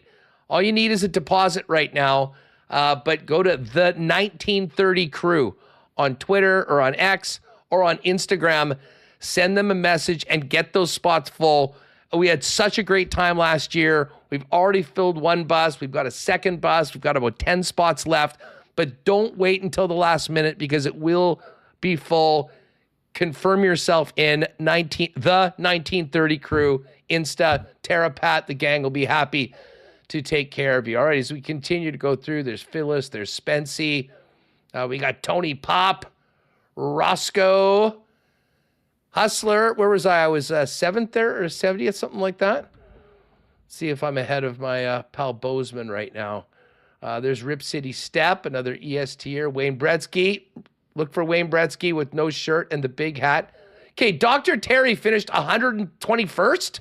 He was right in there. How is that possible? Gotta watch the replay. He must have gotten stuck or something like that. We will have to go down on the replay on this one. Here's Tyson Ducharme. He'll be with Gretzky, also shirtless in the fourth quarter. Gretzky has the big hat, though. Hey, there's Rob Kane. What's up, Rob? Royal Sports, Andrew Haleko. There's Bridget, Eagle Eyes, and Jeremy Nickerson, the final one across the line. Oh, Bozeman got bumped out. Ryan Fox. Now, I'm not sure if that's Ryan Fox who just missed the cut at the Open Championship or a different Ryan Fox, but he's out as well. And then, yes, there's everyone else. If you're wondering, I didn't see myself go in, it's because you got thrown over the top rope. And those are the names in there. So, a great race, a nice win for Matt Hyman. Big news to finish off the show, Remo, with Gabriel Valardi's 6-year extension with the Winnipeg Jets. And good vibes all around heading into this game tonight for the Bombers. Yeah, wow, what a day. I think we've gotten over the stink of the Stampede Bowl. You've seen the excitement for the game tonight, the excitement for the signings this week. It's the weekend. Should be a great one tonight at Princess Auto Stadium. Can't wait to see the Bombers try and get revenge on the Stampeders after did not go well a couple weeks ago. They put that behind them, moved past it, ready to have a better performance. You know it. 7:30. I'll look forward to seeing hopefully many of you there. Public transit, the way to go to get to the game. I know that the whole transit system has changed over the last couple of weeks. I'm just assuming that the blue line is the exact same. I'll be going to the same spot that I catch the blue line to go down there. But I do want to do something on the show. If we have a really dead day in the next couple of weeks with the sports calendar being so quiet, would be good to do something maybe with someone on Winnipeg Transit for getting to Jet games, Bomber games downtown. Just there's a lot of people that don't know, and they have revamped this transit system quite a bit. Again, don't know a lot about how it's gone so far, but I do know there's no better way to get to the game than the blue line because of how quick it is and easy it is to get on and off. So maybe we'll even see you on the bus heading to the game tonight, folks. That is going to do it for us. Congrats to Gabe Valardi on the new deal. Thanks to Hacksaw. Thanks to Hammer. Thanks to the Lawman. And, of course, Brandon Rewucki for jumping on today. Of course, Michael Remis. Connor Rabchak, part of the WST team as well. Don't forget, Connor will have WST Sunday Live on Sunday. There's also a Jets top prospects rating piece that Connor's got up right now. And then Monday, look for the WST Bomber Report with Connor Rabchak and Zach Schnitzer. We'll have more Bomber coverage. And hopefully it's an upbeat show coming out of a win tonight. All right, for Remo, Connor, and all of us here at WSD, have an awesome weekend. Maybe we'll see you tonight at Princess Auto Stadium. If not, you know where to be Monday, 1 p.m., right here on Winnipeg Sports Talk Live on YouTube. Oh my God! Oh! Shut it down! Let's go home! Thanks for tuning in to Winnipeg Sports Talk Daily. Make sure to subscribe on YouTube and your favorite podcast feed at winnipegsportstalk.com.